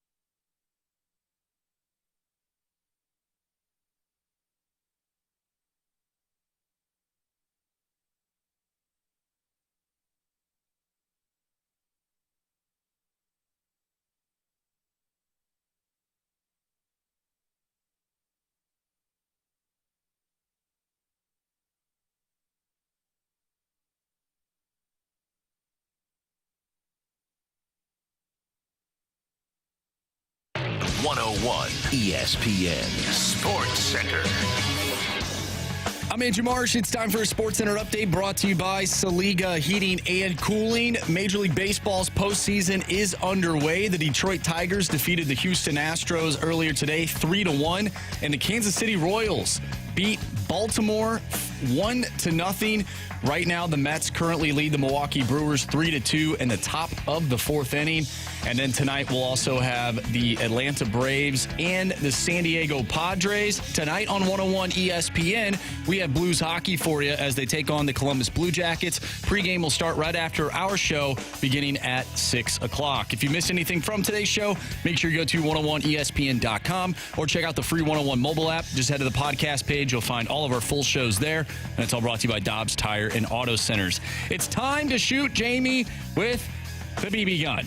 That's coming your way next as we recap our NFL Week 4 Pick'em Challenge. I'm Andrew Marsh, and the Sports Center update is brought to you by Saliga Heating and Cooling, an independent American Standard heating and air conditioning dealer.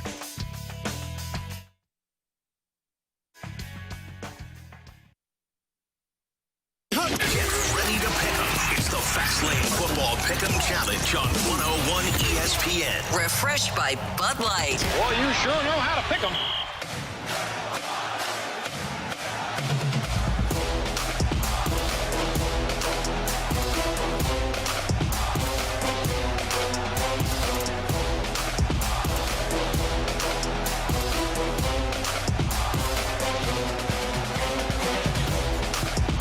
It's just unreal. It's a fast lane on 101 ESPN. What are you guys laughing about? Anthony's over here doing some crazy dance, trying to act like he's the marching band guy. It was perfect form. No, it really wasn't. I was never in the band, Yeah, so I could tell. I'm sure but I felt like it was perfect form. No, I'm sure that if you had the drum, Thanks, I'm Gary. sure you could beat it just fine. Thank you. Okay. Yeah. It was the walk, though, that got me. That's how they have to walk like that. Oh, I understand, but not the way he was doing it. The drum. No, you looked like a drunk guy trying to do Michael Jackson. All right, I'll take it. I mean, it's not horrible, but... Yeah. All right, let's continue our Bet the Board draft. So Matt selected Carey Davis. Chris selected Jamie Rivers. And now we've got Sam on the line. Sam, what's up, man? Hey, what's going on? Appreciate you listening. Thanks for playing. You've got two options. It's either me or Andrew Marsh. Who would you like for October Bet the Board? I'm going to go with Andrew. Yeah. All right, Marshy Marsh is off the board. There you go. Let's do Sam, this. good luck to you, man. Thank you. Thanks for playing. Thanks for listening. No problem. All righty. Pick up a win this month for Sam. There you go. There you go. So whoever is... So here's the deal with this. You don't have to... I don't agree either. I just saying. What's wrong? Sorry.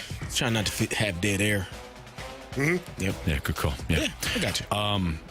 Yeah, so if you don't want to be attached to me for Bet the Board this month, don't text in. So, withdraw your name. All right, Jamie. Is it time? Are you ready? Let's go, baby. All right, here we go. Who's so gonna do Jamie, this? Who's shooting me today? I think I am, right? You doing it, or Marshy might. Marsh can do it. That's fine. Marsh, you wanna go do for it? it. Shoot Jamie. Okay. With the airsoft gun. Yes. Okay. Preferably. With the airsoft gun. So Right. we're doing this every week as punishment. Punishment for you, Jamie. It hurts us more than it hurts the person does. we're shooting. That's just with the airsoft gun. Be careful. Yep. So Andrew Marsh is going to walk on over. He's going to load the airsoft gun. And Jamie's going to take one shot today. Just one. First. Oh, good call, Carey. That's Loading nice. catapult. Yeah. Jamie, do you have any regrets as Marsh? When you thought about it, was it the... What's your biggest Tell you regret? about regrets, okay? No, I mean, Let me tell you about regrets, Anthony. Let me clarify. Just in the pick and pull. Oh, yeah. Mostly 3/4 of my picks. Okay. I regret those. Gotcha. There was one the other. What was the last one that you picked that I thought was... I didn't agree with. I don't know, Gary. Well, I gotta rub it in right now. I'm sorry. I apologize. All right, Andrew Marsh, on you. Here we go. 3, 2, 1. Oh! I don't know why, but it just looks. That was a good one. Spicy. That was a good one. It just looks like awful this season. I'm wearing these Lululemon pants. That was a little thin. Hugging my cheek. Just nice. Yeah. You felt that one, didn't you? I feel like You know best thing about pain, Carey? Hey, get you going. I'll let you know you're alive, baby. Wow. I feel like so far nobody has worn like jeans. No, it's not cold I didn't really enough. think this out. I had a meeting this morning down with the Blues and everything, and I was like, I got to try and dress the part. A nice little Lulu jacket on. It's kind of a vibe. And I got here, and I'm like, oh damn, I'm getting shot. Oh no! And I'm basically wearing spandex. Yeah. But it's still better than what Marsh wore, which was basically his bare ass. Those were, But Marsh got shot in the he got back. shot in the back. Yeah. I do apologize for that. That was a misfire. That shot though, it felt good. Like right when I released it, it felt good. You knew it was I could tell, on target. Yeah. As soon as you released I mean, it. I was like one eye dialed in right on Jamie's butt. I was looking straight at it. Yeah, you were. Boom. So Jamie, where'd he get you? Right in the left buttock. Okay, all right, good Right shot in the middle there. of it. So not your too. spine. Not your spine. No, Okay. I didn't hit him in the spine. I hit him right to the right of the between spine. the shoulder blades. Fair enough. It was a little lower. Actually, it was such a good shot. It actually ricocheted and almost hit me, much like last year when I was testing it out and it came back and hit me like I think it almost hit me in the eye. That's why I had my glasses on. You guys were laughing. Buns of steel, baby. That's why. Absolutely. That's former NHL buns of steel. No kidding. Thanks for You noticing. remember those the Buns of Steel Do I videos? ever? Remember those videos, Carey? Some call it a gateway. Personal training, Anthony. Absolutely. Yeah, that's exactly what I the thought. Thigh Master? Yeah, that's Suzanne Summers with the Suzanne Thigh Summers. Master. Yeah. I was like, how much is that? Need one of those. How much do they? When do they air these? All the time. Good. Why do they always air these late at night? Late at night. All right, so Marsh has been punished twice, so he would be up for a third shot. Carey would be up for a second shot. Jamie would be up for a second shot. That's the order right now. BK has not been close. BK nor I have been shot yet. So Not yet. I think what we'll do is we'll continue this rotation that we've got going right now. Next time will be BK, then CD, then Marshy, then Jamie, then BK, then CD, then Marshy, then Jamie. You know what happened last time? Avoiding. We But just you know let what this happened the roll. last time you did this, Yeah. right? Yeah. You excluded you, me, and BK, and the next week, I get shot. Yeah, but you volunteered To do what? to join the rotation, and now that you're part of the rotation, I'm not going to take you out. That wouldn't be fair. Whatever. No? Okay. All right, we do have Bet the Board. New month, new us. New phone, who this? New phone, who dis? So we got one more selection. So whoever I get paired up with, plus Bet the Board, plus 3 stars today, plus criticisms and compliments. That's all next on 101 ESPN.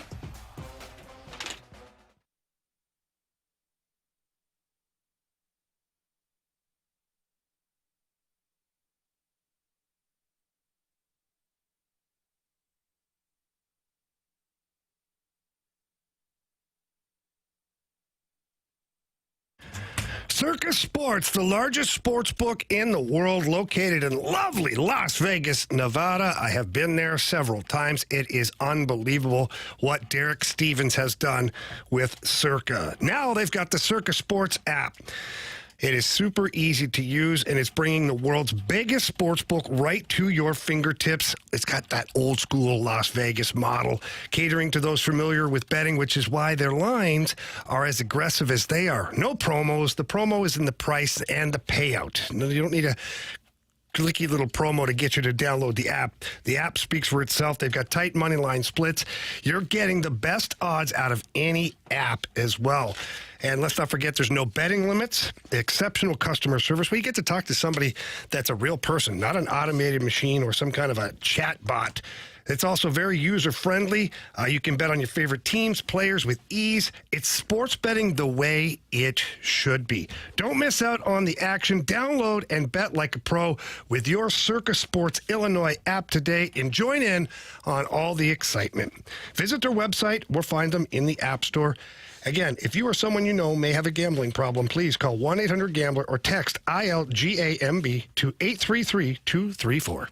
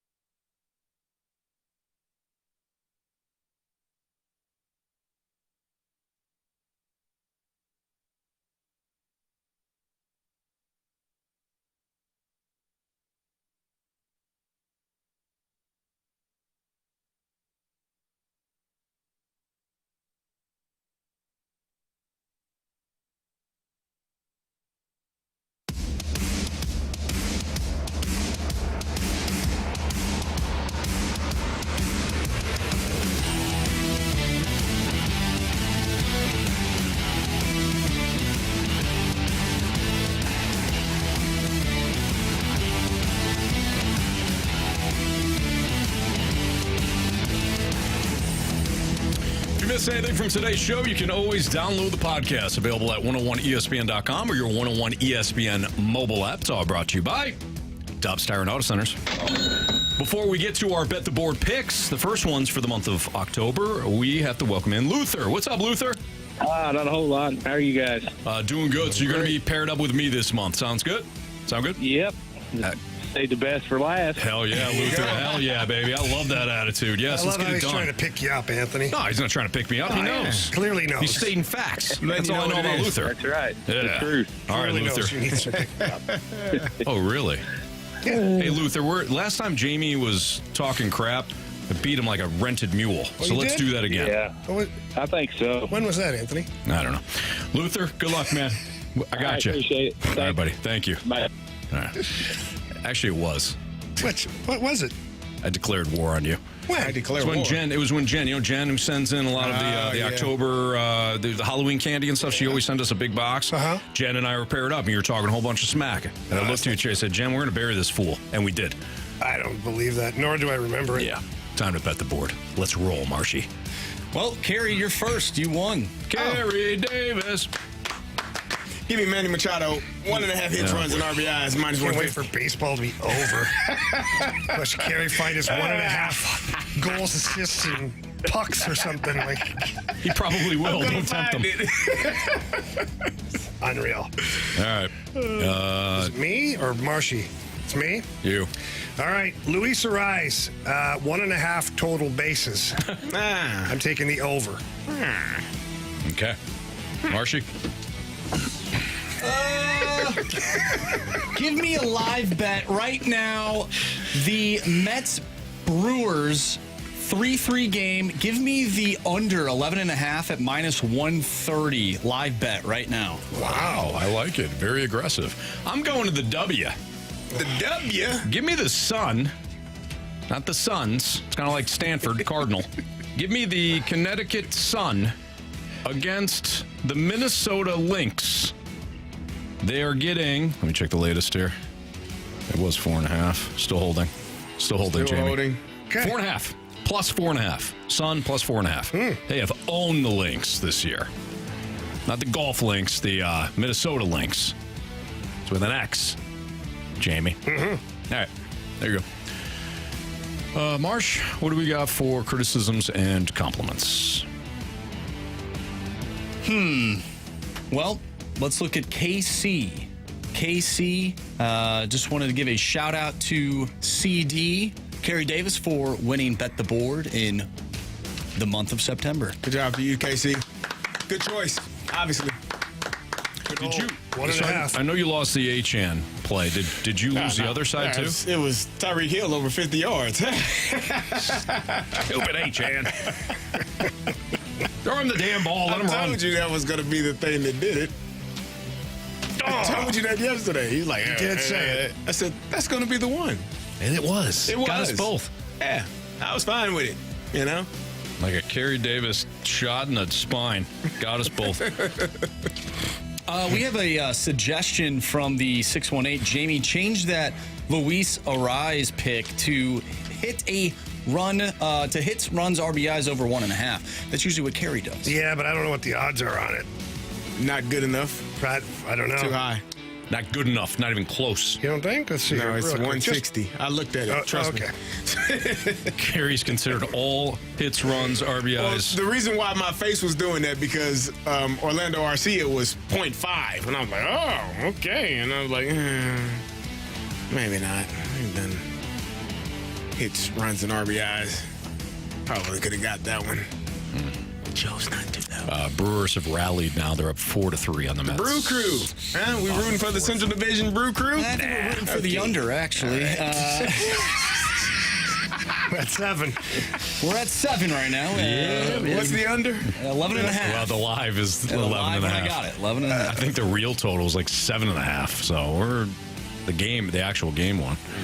We'll see how it goes. From 314, honestly, I love you guys, but I also love it when you get shot. Oh, nice. Thank you. Thank you. Yeah. We don't. Think? Well, Yeah. not getting the shot is not great, but giving it, Jamie, It's always better to give than to receive. Yep. Yes. That's being selfless. Yep. I don't disagree. You guys are very smart. Good work. Yeah. That's what we do here. Good job, guys. We're very selfless. Yeah. Here in the fast lane. I try as much as possible. You give of yourself a lot. I do. You do. Jamie gives so much sometimes. There's just a lot of them. Sometimes it feels like there's more than one of them. Yes, because there's so much giving. Like especially when it comes around like the holidays. Like wow, is there 4 of Jamie's in this room? That's you know that I'm giving. Yes. You're welcome. Very proud of you. Thank you. Tanisha says, bye, Snake Pit. Everyone have a wonderful evening. Smiley face. Oh, thank you, Tanisha. Peace out, Tanisha. All right, let's get to our 3 stars of the day. Let's do that. Our 3rd star of the day, we're going to give it to, and I just mentioned him, but CD and KC. Oh, yeah. Nice job. Congratulations. Yes, congrats on winning. Month of September. Yes, that sounds very excited. Congrats. I feel like we're going overboard now. I don't know. I don't remember anybody else getting this many congratulations. Don't worry about it. 2nd star of the day goes out to Jamie's squat workouts. Yeah. Yes. Buns of steel. Buns of steel. Yep. All right. And our first stars of the day go to the legends that we lost these past few days. Yeah. Pete Rose, Dikembe Mutombo. Absolutely. Yep. Definitely. Okay, so this is what we got from a programming standpoint. Tonight, we've got a little Blues hockey for you. Right here on the Blues Radio Network. Blues Blue Jackets. Puck will drop at 7, but we've got the pregame show with our guy Alex Ferrario starting right at 6 o'clock. So I'm sure you'll hear from Curbs and Alex and Joey. Alex is on the call tonight, actually. Is he? Oh, yeah, fantastic. Curbs has, I think, a senior night for his daughter for her volleyball team. Yeah. Cool. And so Alex is coming out of the bullpen to be on the call. All right, very cool. So you'll actually hear Alex on the game. He's done a couple of these games. He does a great job. So I'm sure that will be exciting for Alex Ferrario. So again, Blues Blue Jackets puck drop at 7 o'clock. Got the pregame starting right at 6 o'clock. Tomorrow, I don't know what we're gonna do tomorrow. It's always good to tease ahead. I got college football. Yes. Maction? Yes. Maction? Maybe. No, it's not that. No. Maction's on Tuesday night. Yeah, that's what I thought. Maybe he said football. You'll know when it's Maction. I'm just checking. 4 hours of Maction talk when Maction starts. For Andrew Marsh, for Carey Davis, for Jamie Rivers, I'm Anthony Stalter. See ya.